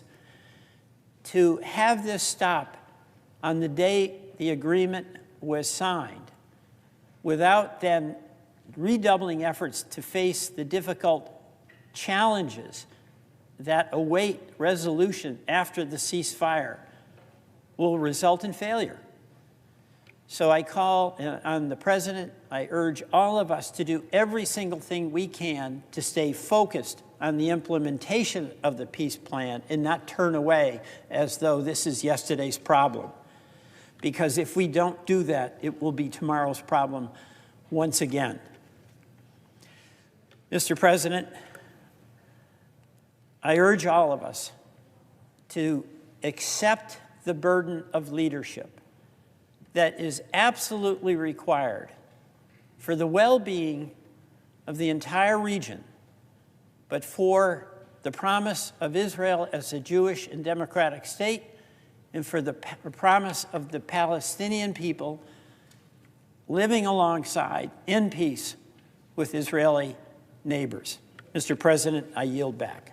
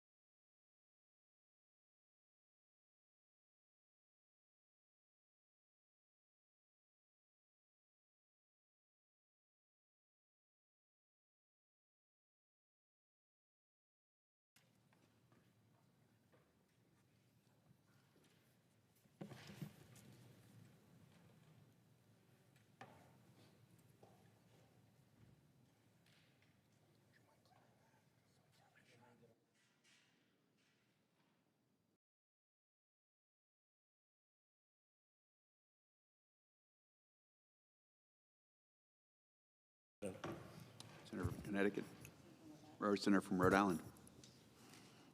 Mr. President, I rise here for the 302nd time to urge this somnolent, compromised body to wake up to the dangers of climate change, again with my trusty and increasingly battered chart. This time, my focus is on the fossil fuel industry's corrupting influence over the Trump administration and what that means for Americans. When I stood before you for the 296th time back in January, I predicted that the fossil fuel looters and polluters would take over the federal government. I am saddened but not surprised that my grim forecast has already come true. It's only October, and already it's clear that the fossil fuel industry bought, paid for, and now straight up owns the Trump administration. And it's only going to get worse. For years, I warned that if we let fossil fuel money pour into our politics unchecked, if we let dark money run rampant, and if we let polluters sabotage science, then one day the government would cease to belong to we the people, and instead belong to them, the polluters. Well, that day has arrived. Last month, I set out the fossil fuel industry's 4 phases of climate denial. Phase 1, bury the evidence. Refuse to disclose what they knew, what their own scientists were telling them. Phase 2, actively mislead the public when the evidence they had buried ultimately comes out. Phase 3, flood the political zone with dark money to buttress the climate denial fraud using unlimited funding unleashed by Citizens United.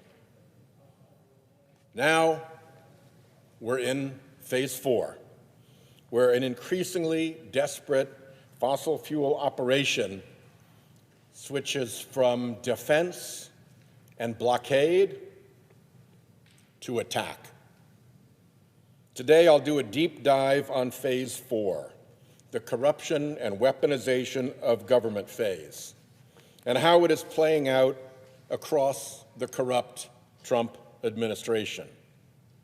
Phase 4 is different.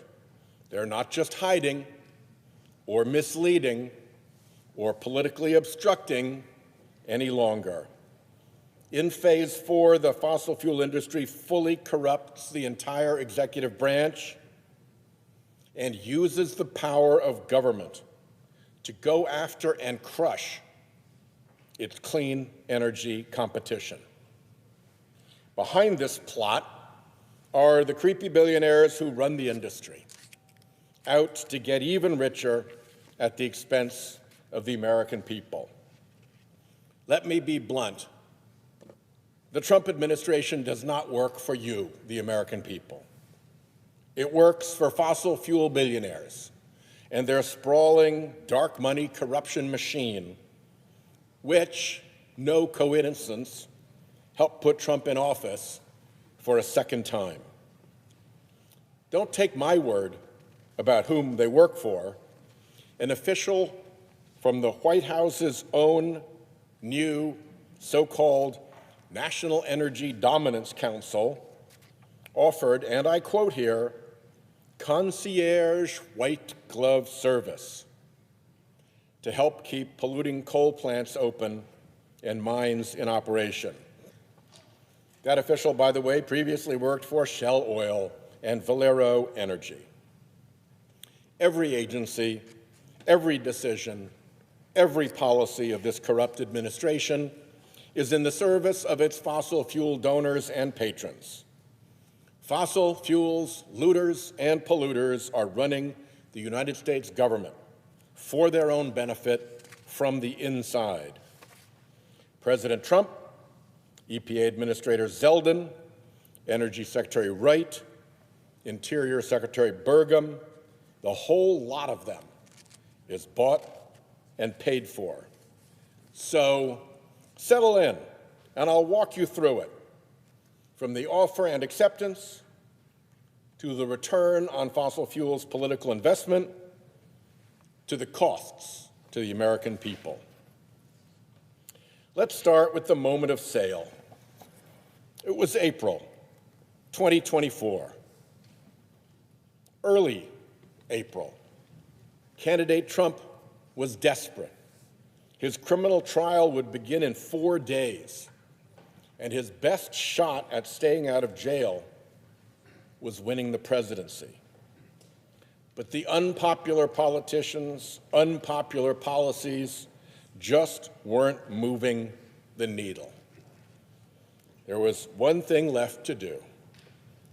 It was time to make a deal.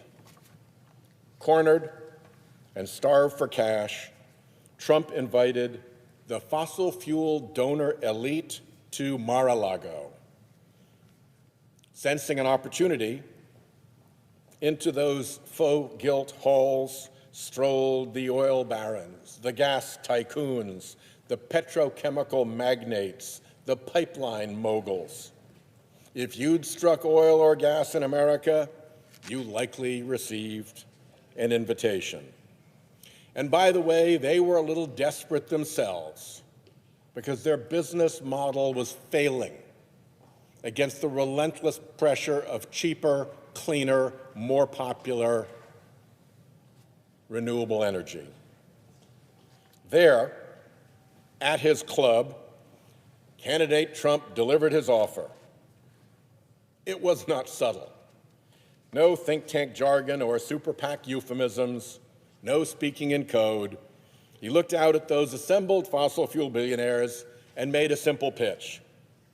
Give me $1 billion and I will do anything and everything you want.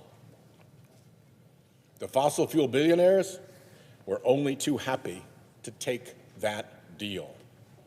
Harold Hamm, the fracking kingpin, opened his checkbook. Jeffrey Hildebrand, the Texas oil man, poured in millions. Kelsey Warren, a pipeline magnate, joined.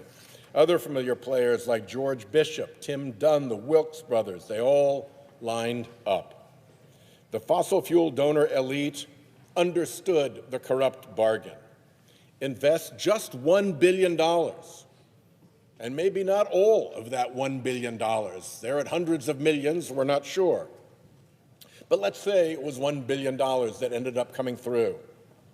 $1 billion to preserve the annual $700+ billion subsidy that fossil fuels free to pollute business model relies on. $1 billion once for $700 billion a year. And on top of that, they could reap untold added billions in new tax subsidies, pollution deregulation, protection from legal accountability for misdeeds, and even a government-backed war they could run against their feared clean energy competition. This was not just a fundraiser. This was no boisterous campaign rally. This was a deal, a $1 billion quid pro quo deal. This corrupt deal marked a turning point in American history. Before, fossil fuels influenced, using political dark money and dark money threats and promises. They lied, using a decades-long campaign of denial, deception, and doublespeak to hide the harmful effects of their products. Those two operations, the climate denial fraud operation and the dark money corruption operation, together had blocked any meaningful bipartisan climate legislation. They killed that dead. The instant Citizens United gave them that power. The 2024 elections gave the fossil fuel barons full control. Under the Trump regime, the United States government has acted exactly as you would expect a corrupted government to act. Every agency captured, climate and energy laws and regulations rewritten, all the inconvenient science ignored, silenced, or worse, erased completely. Say goodbye to government for we the people, and hello to government for them, the polluters. The entire Trump administration works for its fossil fuel donors. On January 20, 2005, day one in office, 2025, day one in office, President Trump issued industry-drafted executive orders designed to kneecap fossil fuels clean energy competition and prop up fossil fuel. One executive order even wrote wind energy and solar energy out of the definition of energy. These executive orders are now implemented by federal agencies that are in the hands of stooges of the big polluters. Let's start with the Environmental Protection Agency. There's so much rot over there, it's hard to know where to begin. So I'll start with personnel. Atop the agency is Lee Zeldin. You may know him as the erstwhile congressman from New York or the failed gubernatorial candidate. But did you know of his role as the errand boy for billionaire Trump donor and oil executive Tim Dunn?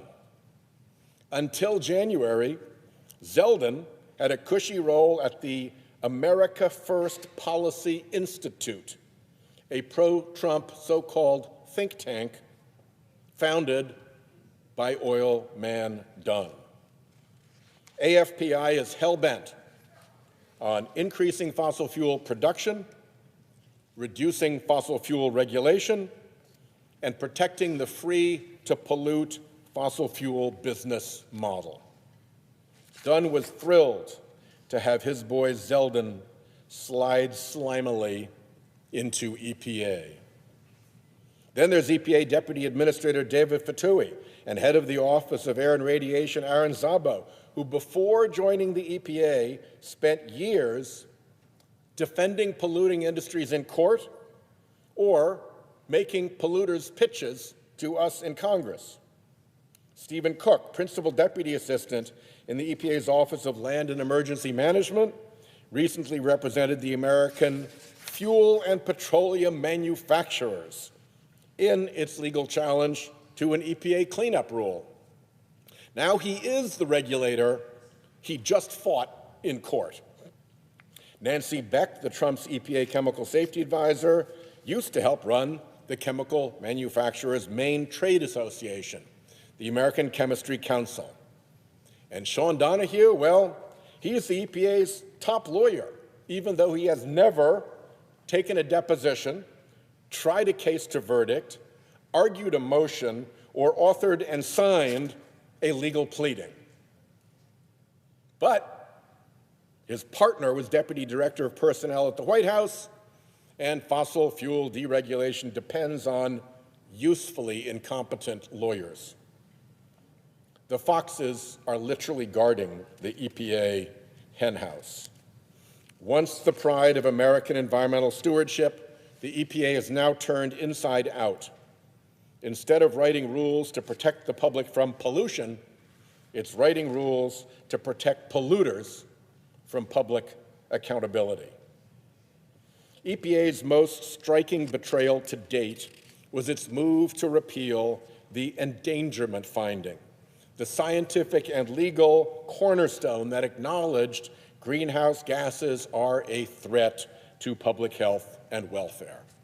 Without that finding, EPA would have no authority or obligation to regulate climate pollution, which is precisely the whole point. This is not about science. This is not about law. This is about doing the bidding of the polluting fossil fuel industry, which doesn't want to be regulated and which must pollute for free to survive. Never mind the enormous cost and harm that dumps onto American families. To justify its proposed repeal of the endangerment finding, EPA leaned on a junk Department of Energy so-called climate report, a cooked-up document so baseless that more than 85 real climate scientists issued a comprehensive rebuttal of it as fundamentally flawed, biased, full of errors, and not fit to inform policymaking. A quote there. The American Meteorological Society condemned it as misleading and dangerous. Of course, the so-called climate report was not science. It was propaganda, fossil fuel propaganda. With 99% consensus in peer-reviewed scientific literature that fossil fuel emissions are dangerously changing our climate, You would be hard-pressed to find 5 climate scientists who would downplay or deny climate change. Trump's corrupt Department of Energy found all 5. They weren't hard to find, though, because they all worked for fossil fuel front groups. They were chosen precisely because they would deny established science. Get a load of this crew.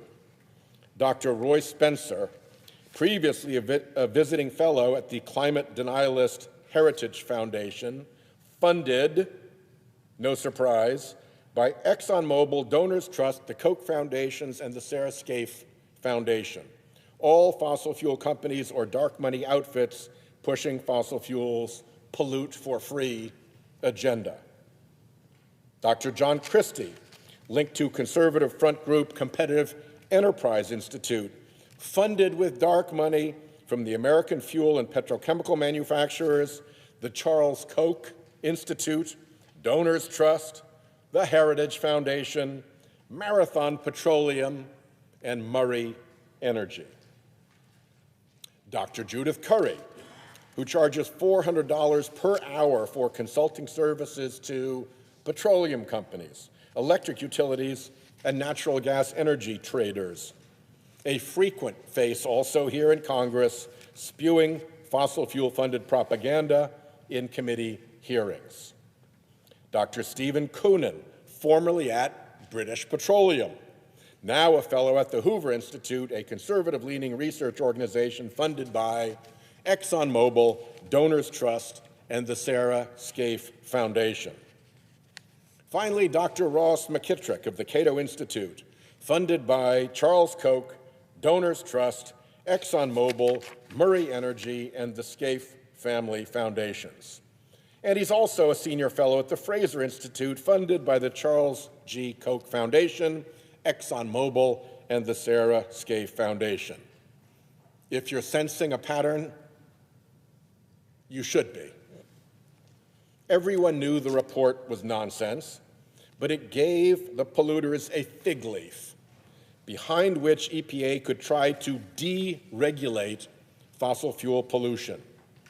No surprise, the group of climate deniers was disbanded before they had to answer to the public under the Administrative Procedures Act for their junk report.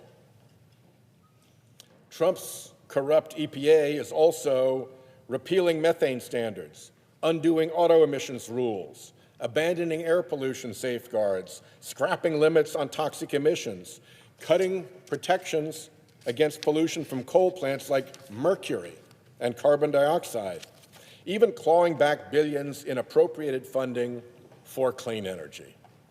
Hell, EPA literally provided polluters with a special email address to get exemptions from air toxics rules. Concierge service indeed. Trump's EPA had to really bend the rules to roll back state safeguards, like California's Clean Air Act waiver, created a half-century ago in recognition of California's then immense air pollution challenges and its early leadership in improving air quality. Waivers allow California and other states like Rhode Island that follow California's lead to set tougher pollution standards for cars and trucks sold inside their borders. But tougher pollution standards mean selling less gasoline, and so they went at the California waiver. There was a trick here. Trump's EPA submitted California's waivers to Congress as so-called final rules, which they weren't and which had never been done before. But it made them vulnerable to undoing by simple Senate majority here under the Congressional Review Act. A trick, by the way, suggested by fossil fuel industry lawyers in the polluter page of the Wall Street Journal. Well, GAO and the Senate, parliamentarian, rejected the effort to falsely label the waivers as rules. So our fossil fuel-funded Republican friends went nuclear, overruled the Senate parliamentarian, and killed the state waivers. A sour joke from a party that in other circumstances claims to be all about states' rights, states' ability to self-govern, and cooperative federalism. Thanks to the corrupt billion-dollar deal, the Environmental Protection Agency is now clearly the polluter protection agency, bought and paid for. Goodbye again to we the people. Hello to them, the polluters. Let's talk about the Trump Justice Department, perhaps better called Oil, Gas, and Coal LLP. You can't understand the corruption at EPA without understanding how Trump weaponized the Justice Department to become the fossil fuel industry's taxpayer-funded law firm. One example, from the get-go, EPA Administrator Zeldin was hell-bent on clawing back more than $20 billion in clean energy grants Congress had appropriated. But he had a problem. There was no legal basis to do so. Enter Trump's corrupted DOJ, which tried to cook up a fake criminal investigation to provide a pretext to freeze the funds. Zeldin echoed the theme with multiple phony and likely defamatory allegations of criminal and fraudulent behavior by grant recipients, who, by the way, included among them nefarious organizations like Habitat for Humanity. Well, next problem. The evidence was so weak that the chief of the D.C. U.S. Attorney's Office Criminal Division resigned rather than authorize the fake criminal investigation.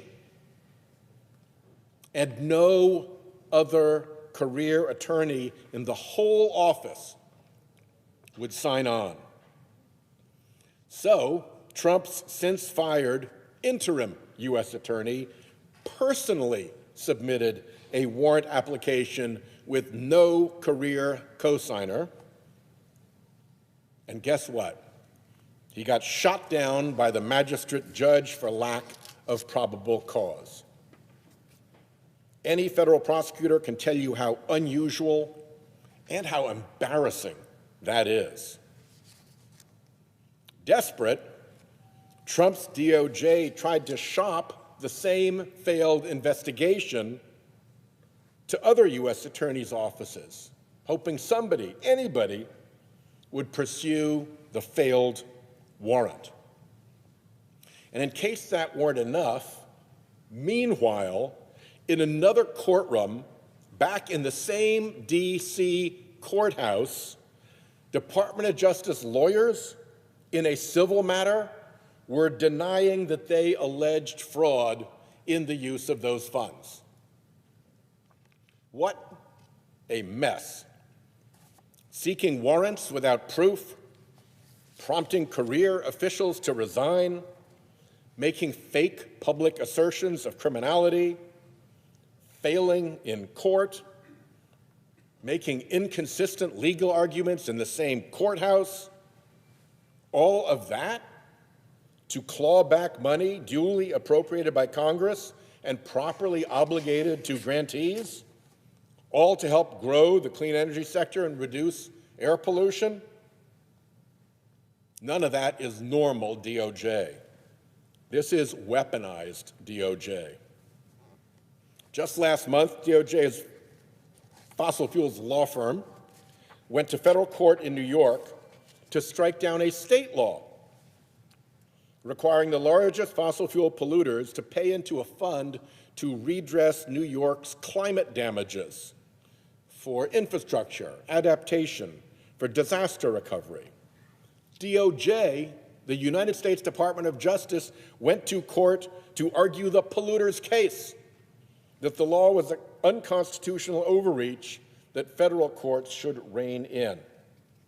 The Justice Department of the United States, paid for by U.S. taxpayers, used its resources to give a taxpayer freebie to the likes of ExxonMobil, Chevron, BP, Shell, and Koch Industries, companies with plentiful armies of lawyers of their own. Trump's corrupted DOJ also sued Vermont to strike down a similar state law, and even sued Hawaii and Michigan to stop those states from suing fossil fuel companies before the state's complaints had even hit the docket. This is not normal DOJ. This is weaponized DOJ. Why is DOJ acting so strangely?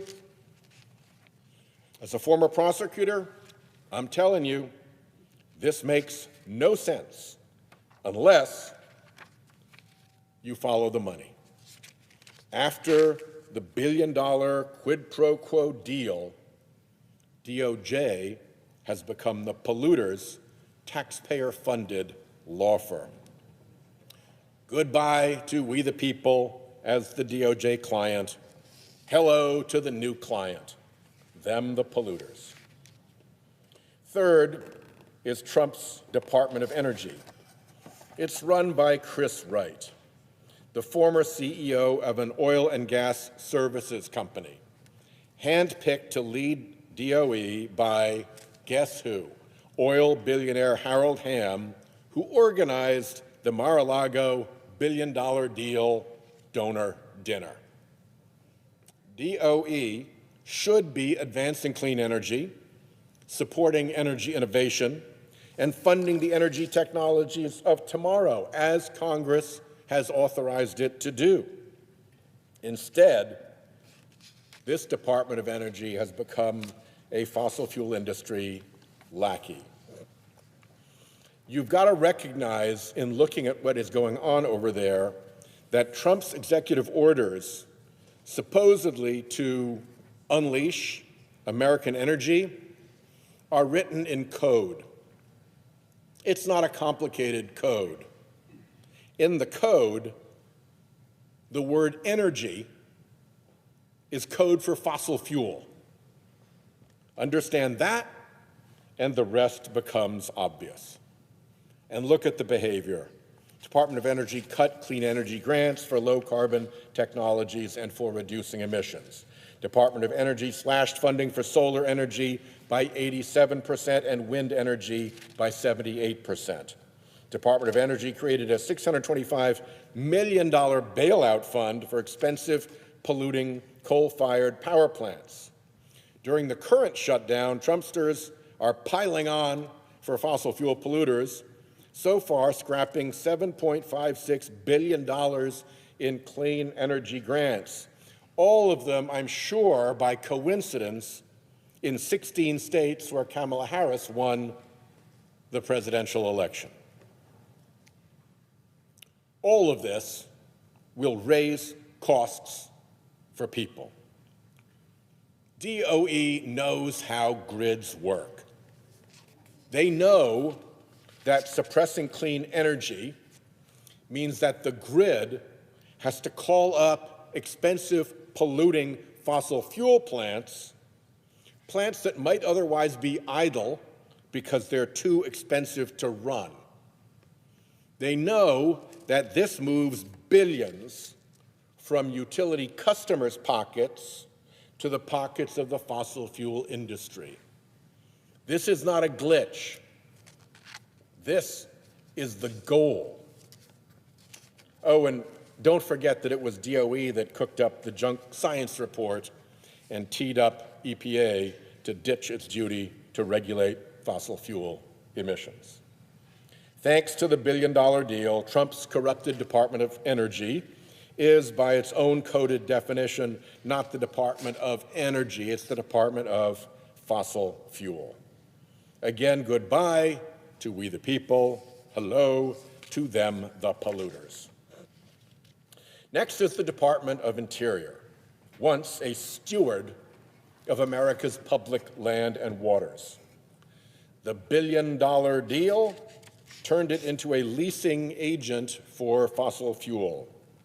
Trump's Interior Secretary Doug Burgum, another cabinet member selected by Big Oil's Harold Hamm, is busy as he tries to crush offshore wind, expanding offshore drilling, opening vast stretches of the Gulf of Mexico and Alaska's Cook Inlet to his oil and gas industry clientele.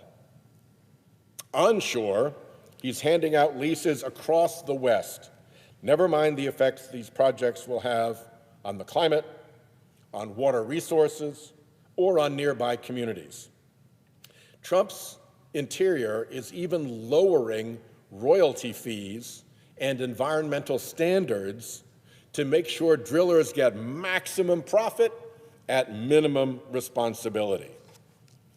Lowering royalty fees, which are already lower than what most private landowners charge, obviously takes money directly from taxpayers and hands it to oil and gas barons, looting and polluting. At the same time, Trump's out to assassinate clean, reliable wind energy. In New York, Interior halted work on a fully permitted, under construction, 810-megawatt offshore wind farm on justification so dubious they're almost entirely redacted out of FOIA'd documents. Off Rhode Island and Connecticut, someone at Moscow Central told Interior to slap a stop work order on Revolution Wind when it was nearly finished. Get this. Government lawyers had to go into court and make arguments exactly opposite to arguments they had made defending the same project in the same courthouse just weeks before. No surprise, the fake stop work order cratered in court, but those corrupt shenanigans cost the project at least $60 million. Here, it's not just blue states. Out west in Idaho, Interior reversed approval of Lava Ridge, a 1,000-megawatt wind project that suddenly had legal deficiencies. Why would the federal government sabotage clean energy projects on their way to completion? Follow the money. It goes to fossil fuel donors. Every electron from clean energy that gets delayed is an electron that gas and coal barons get to burn fossil fuel to sell.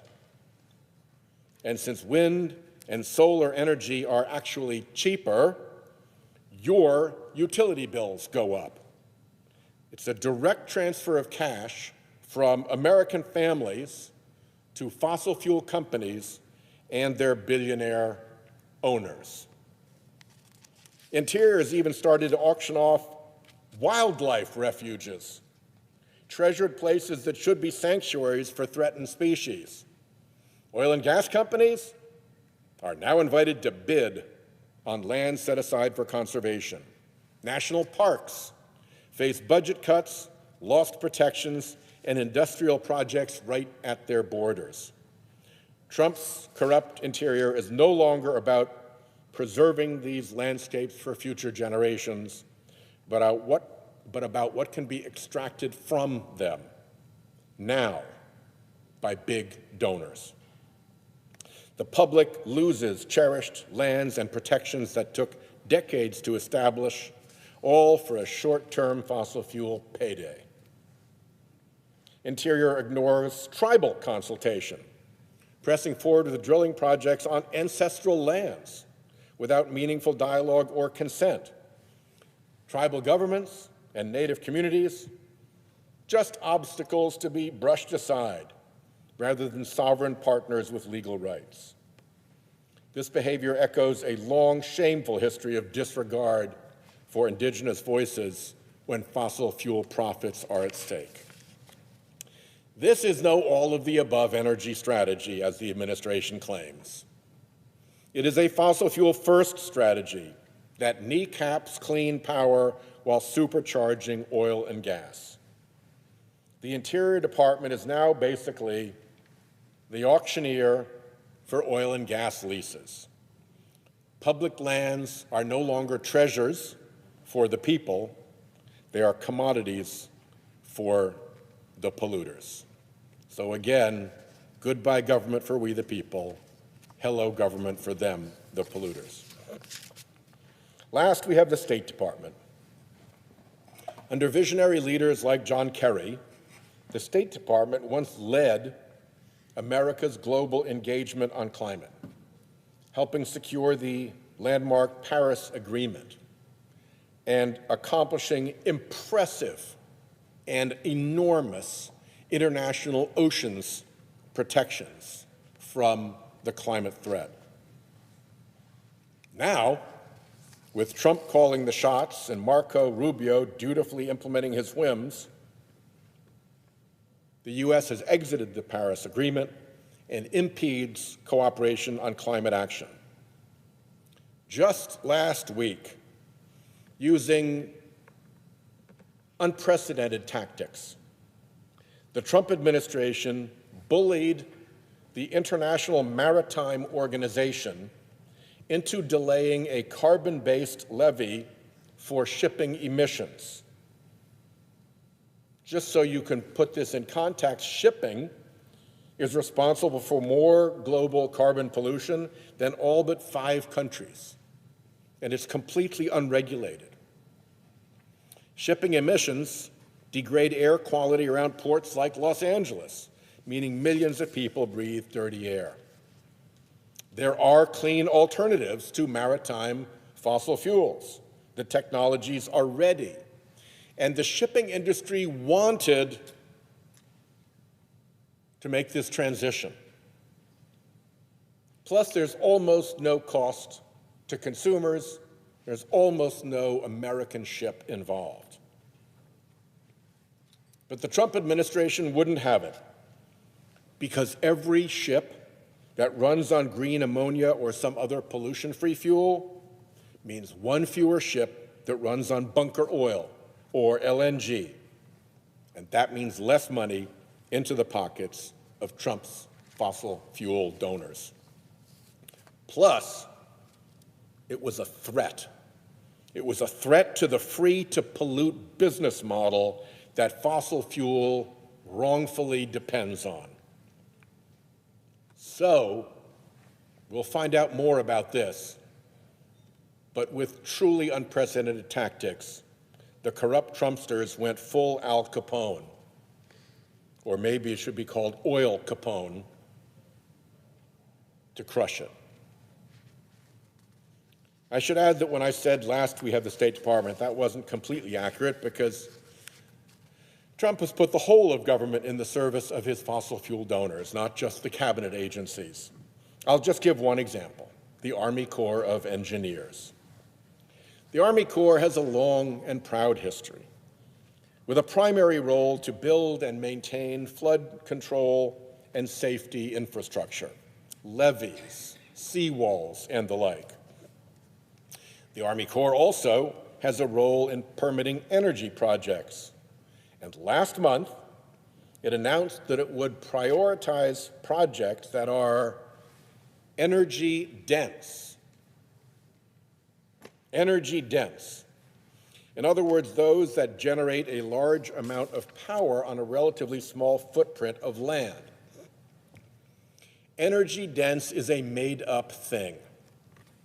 It is a fake concept, reverse engineered from the result that they want to achieve through it, to favor supposedly energy-dense fossil fuel projects over wind and solar farms that are more spread out.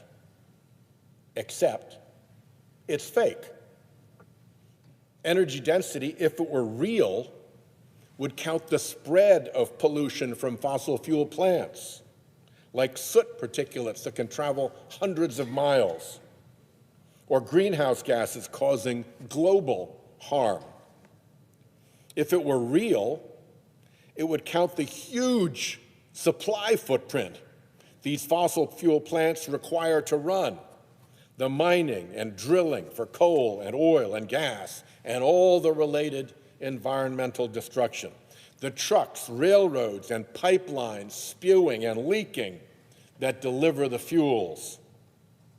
In real life, the wind and sunshine that power renewable power plants have no footprint at all. The real-life footprint of fossil plants, it's far larger than renewable plants. Yet, in fake, corrupted Trump world, fossil fuel plants will get their permits expedited while the corrupt Trump administration stalls renewable facilities over made-up energy density. Seriously, does energy density sound like a policy based in reason, or is it based on campaign cash? So that's a quick tour of the fossil fuel industry's deep corruption of the Trump administration, of its oily tentacles sliding slimily into federal agencies that should be working for the American people. But this is also a story about who picks up the bill, who pays when government is corrupted. Spoiler alert, it's you, the regular, hardworking American public. Bad enough that the billion-dollar deal allowed our government to be bought and paid for by the fossil fuel industry. Add on that every favor and freebie given to the fossil fuel industry costs the American people. Let's start with disaster costs. Extreme natural disasters cost Americans between $99 and $126 billion in the first half of this year alone. NOAA's database of billion-dollar disasters shows the line going up and up and up. Storm after storm, flood after flood, fire after fire. So, the Trump administration wants to end that database, as if silencing the burglar alarm will make the burglary end. Each disaster means billions in federal aid, billions in rebuilding cost, billions in uncompensated harm to Americans, billions that taxpayers and homeowners have to pay or suffer because polluters pollute for free. Increasing disaster costs bring something along with them: increasing homeowners' insurance problems. Problems both in affordability and availability. Premiums are soaring far faster than the rate of inflation. In Florida, the average premium is $14,000 per year and climbing. In Louisiana, already $11,000 per year. Insurance companies are leaving or abandoning customers, with non-renewals to homeowners doubling or worse in many states over the last 6 years. If Americans can't get homeowners insurance, then their property can't get a mortgage. And that spells trouble for property values in climate-exposed communities across the country. About 6 months ago, the Fed chair, Jay Powell, testified in the Senate that within 10 to 15 years, there would be whole regions of the United States where mortgages were no longer available. That's not coming from a green group, that's coming from the Fed. And it hits home. Families dropped from coverage are left in uninsurable homes that they might have worked a lifetime to buy. whose value plummets when mortgages can't be had. This is all fine fun and games if you're a Palm Beach billionaire selling your mansion all cash to another billionaire. But in real life, it's devastating for hardworking people, say a tradesperson living near Orlando, trying to sell their family's biggest single investment. They bought that home with a mortgage. They need to sell it to someone who can get a mortgage if they're going to get their price. With no mortgage, the price crashes. This is a cascade. It starts with fossil fuel emissions, which amp up climate risk, creating an insurance crisis, making properties unmortgageable, crashing homeowners' property values, and cascading into full-on economic recession. The warnings of this abound. And if fossil fuel weren't so powerful in this building, they'd be listened to. Your premiums go up, or your coverage disappears, and your home value plummets. And what does the Trump administration have to say about this? Well, they're not listening to you. They're lying to you because they're so deep in the pockets of the polluters who caused it all. Energy bills. Energy bills are getting out of hand. Several things drive this. First, we subsidize fossil fuel, locking in fossil dependence, so consumers get roasted whenever the international oil cartel jacks up global commodity prices, which we see them do all the time.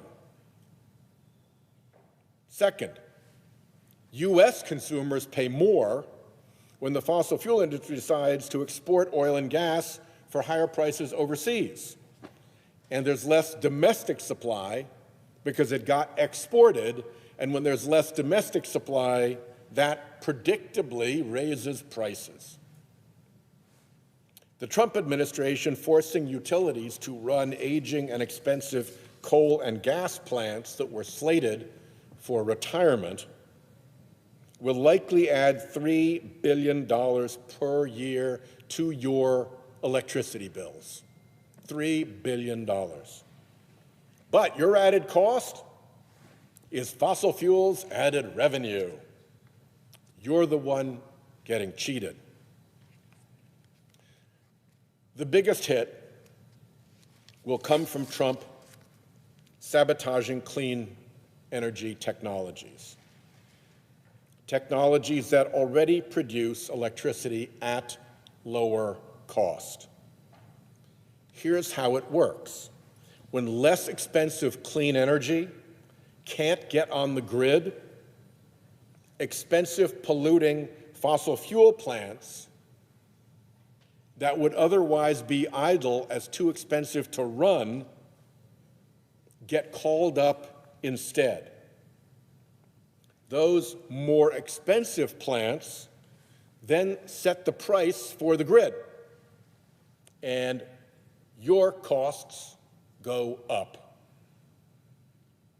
The trick is that the fossil interests that own and fuel those cost-setting plants get an enormous payday. With clean energy on the grid, their revenue can drop to zero because that plant is too expensive to run. But you back out the cheaper clean energy, or you don't let new clean energy on the grid, and suddenly that plant roars back to polluting life. And the money flows to the plant owner, and the money flows to the fossil fuel dealers that bring the fuel to the plant, It is a direct transfer from ratepayers' pockets to fossil fuel barons. And they're hoping you won't figure that out, that you'll blame it on the electric utility and not notice how the grid is being gamed by fossil fuel. Working families and small businesses are getting stuck paying the bill for a system that has been rigged by the Trump administration for big oil's benefit. Climate brings health dangers, and those health dangers are real. Fossil fuel production and combustion release toxins, benzene, hydrogen sulfide, particulate matter, to name just a few. And they have an effect.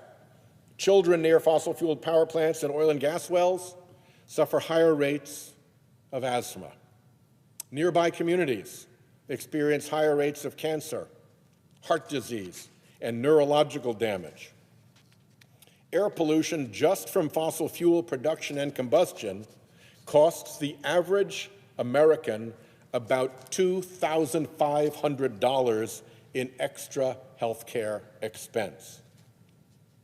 And even if you don't suffer from heart or respiratory disease, you still pay more, as insurance companies, health insurance companies, spread around across their customer base those added costs.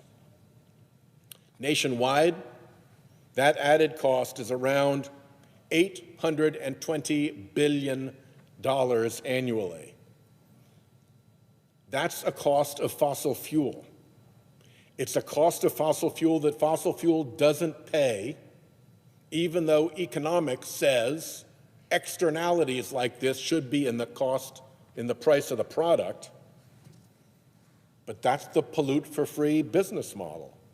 The industry externalizes their pollution costs, even in the hundreds of billions of dollars, onto families, onto hospitals, onto taxpayers, onto you. You pay for the mess they won't clean up. And of course, given the control of this building, fossil fuel companies benefit from enormous tax breaks and loopholes. This lost tax money means lost school funding, lost infrastructure funding, lost health care dollars. Real people lose real benefits. Just for one example, the corporate welfare polluters get just from direct fossil fuel subsidies could provide 3 million families with SNAP benefits, food for their kids and families. The billion-dollar deal at Mar-a-Lago takes tax money straight from regular American taxpayers and hands it to billionaire oil barons. Last, let's consider lost opportunity. Because of fossil fuel corruption here at home, the industries of the future are now developing more overseas, abroad. The jobs of the future are being created abroad. The technologies of the future are being developed abroad. Here in the U.S., fossil fuel is diligently out to destroy these opportunities and the jobs and the future that comes with them, to protect its dying business model that cheats in the market while making our air smoggier and our water dirtier, polluting for free. China races ahead in renewable energy, electric vehicles, and clean technology as America is dragged further and further behind by fossil fuel political interference. That dirty deal day at Mar-a-Lago was a turning point. Donald Trump put our government up for sale, and the looters and polluters wrote the checks. And now, every agency, every policy, every decision reflects their ownership. EPA is their protector. DOJ is their law firm. Department of Energy is their henchman. Interior is their leasing agent. The State Department is their industry diplomat. Their oil Capone. The repeal of clean energy programs Trump got in his Beautiful for Billionaires bill is expected to cost the U.S. economy $1.1 trillion by 2035. In a decade, $1.1 trillion lost to the U.S. economy. That's a loss to all of us. Meanwhile, fossil fuel CEOs rake in as much as $40 million a year. Their companies make $30 billion a year. And the industry sponges up government subsidies of over $700 billion a year.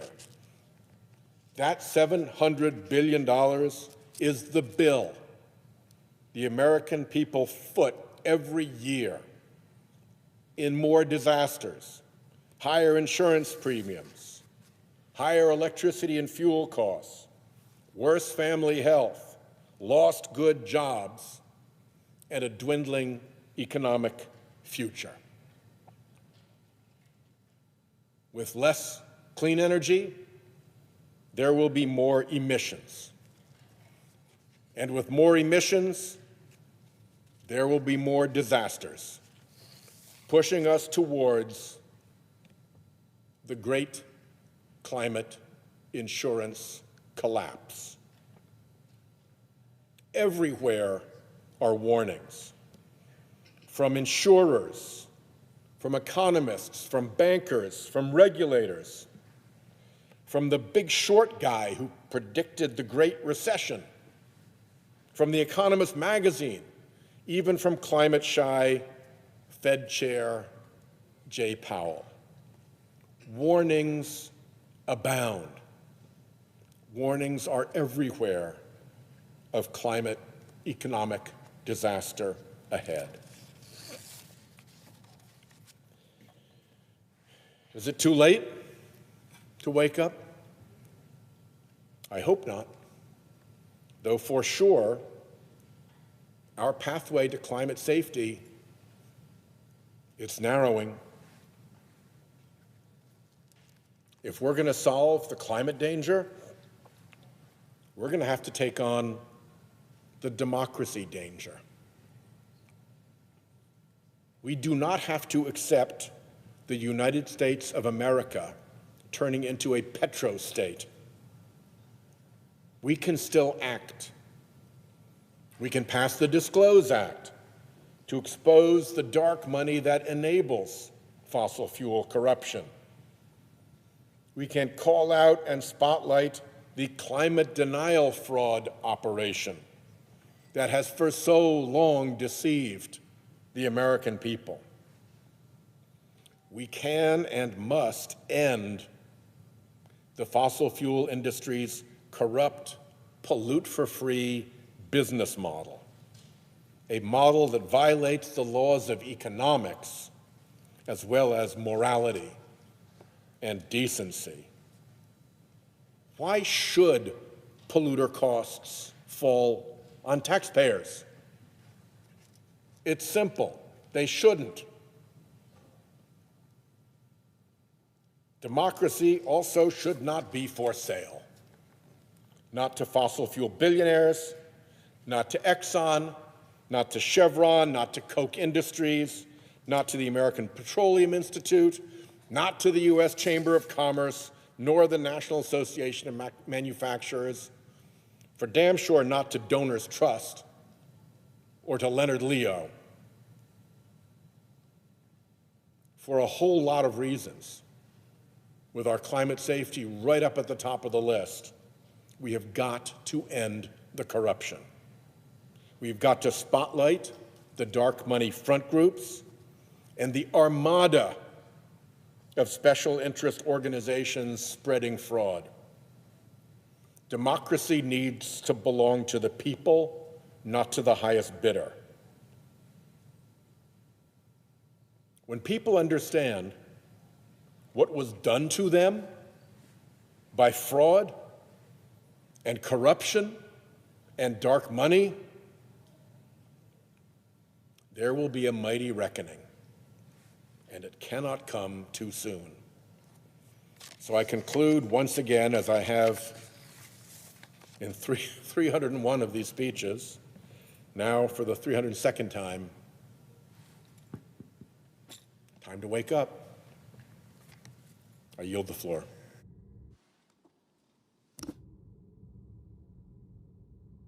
Under the previous order, the Senate stands adjourned until 3 p.m. on Monday.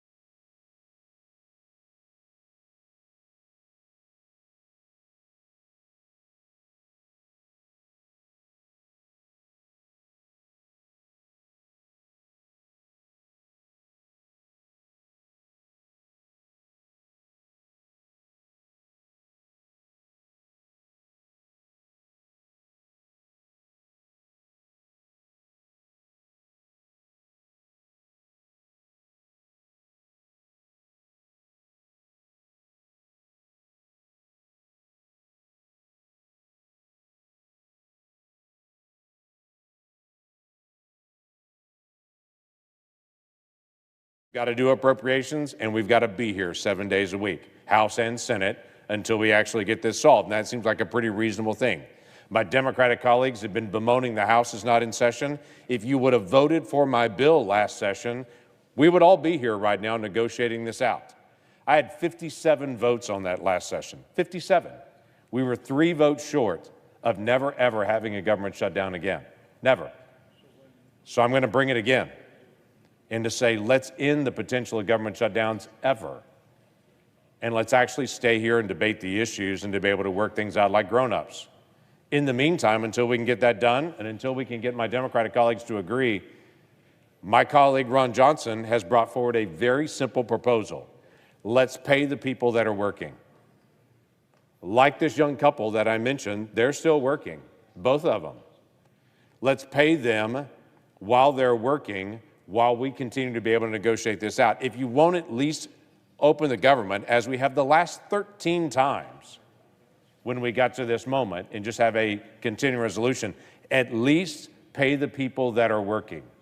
This is a baby step and an offer to our Democratic colleagues to say, let's at least do the minimum on this to not punish those folks. There are folks today that are on the road working for the federal government that are in critical positions that they're not being paid, and they're actually putting their expenses on their credit card, not knowing if they're going to get a chance to pay that off. It's not right. So let's take the steps. My recommendation is, long term, let's never have a shutdown ever again. Let's fix the process. We were 3 votes short last session. Let's actually fix that permanently. Let's get us back open again. But at a minimum, let's at least, while we're arguing, pay federal workers that are still at the task. That should be the easiest threshold to be able to step over. Me and my colleagues are on the floor today because we want to get a chance to be able to offer this to our Democratic colleagues and say, we're going to reach an olive branch out to you. Let's get started on some things. So I yield the floor to my colleagues. Mr. President, Senator from Florida. we are in day 23 of this shutdown, a shutdown that is sowing more uncertainty across our country by the day. It is one that is leaving our nation vulnerable to adversaries abroad and seeing our service members left wondering if their next paychecks will go through as they seek not only to protect us, but to support their families. A shutdown that my colleagues and I on the Republican side of the aisle voted for or against over a dozen times. We are trying to end this shutdown, yet we are blocked at every point. Along with a few, very few, courageous Democrats, we voted for a bipartisan continuing resolution to fund the government. The opposing Democrats do so while knowing they are voting against paying our troops for our security, against paying law enforcement for safety, and against paying so many other people that are necessary for critical functions. They vote no. Republicans have voted to eliminate future shutdowns to pay our service members and other essential federal workers and for a full year of funding our military. And yet each time these same colleagues blocked the efforts. They have now resorted to outright obstruction. I am the newest U.S. Senator from Florida, one of the newest U.S. Senators for our country. I've been here 9 months, and I am disgusted that we have colleagues coming in here voting against continuing funding, reciting poetry. They are putting poetry over paying our troops. Since my arrival in Washington, I have watched every single effort by the Democrats to oppose the will of the American people, to undo the outcome of the election, attempting to paralyze not only the administration, but our policy goals to get this country back on the right track. Now these tactics have evolved into obstructing government itself, to hold the pay of federal law enforcement and our military hostage, let alone the thousands of other federal employees who continue to show up and fulfill their duties without pay. Shockingly, even senators with states that have large federal workforces have set aside the interests of those families beholden to some radical agenda. I implore my colleagues on the other side of the aisle to remember the effects of this shutdown go well past the boundaries of D.C. In my home state of Florida, we're seeing crisis centers which serve veterans, law enforcement officers, first responders, some of our most vulnerable that encounter hardships, all because of colleagues have refused to open the government. In fact, I have committed to donating my salary every day the government is shut down to a crisis center in Florida because they are suffering as this continues to go on. The choice is simple for my colleagues at this point. Either you stand for this country, for our service members, and for actually governing this nation, or you stand against that. And finally, I want to take a moment to thank every single federal employee continuing to work without pay. Our service members, federal law enforcement officers, Coast Guard members, air traffic controllers, so many others, including our own staff, including the staff on the Senate floor that show up and stay up all night as the Democrats recite poetry. Thank you for showing up without pay. Thank you for your patriotism, your work ethic, your embrace of duty and commitment to this nation. Throughout history, it is the selfless work of patriots that help build and sustain this incredible country of ours. And I look forward to the day, Mr. President, when our colleagues on the other side of the aisle cease with their partisan games, that they put governing for the people back as their #1 priority, that they remember it is an incredible responsibility they undertook when they took the oath to become a senator. I hope they remember that they were trusted to do this in good faith on behalf of the people. And I hope that they join us in reopening the government. They join us in our bipartisan, clean, continuing resolution to reopen the government. That is the only way forward, and it is the sole path available to continue our work on behalf of the American people. Thank you, Mr. President, and I yield back.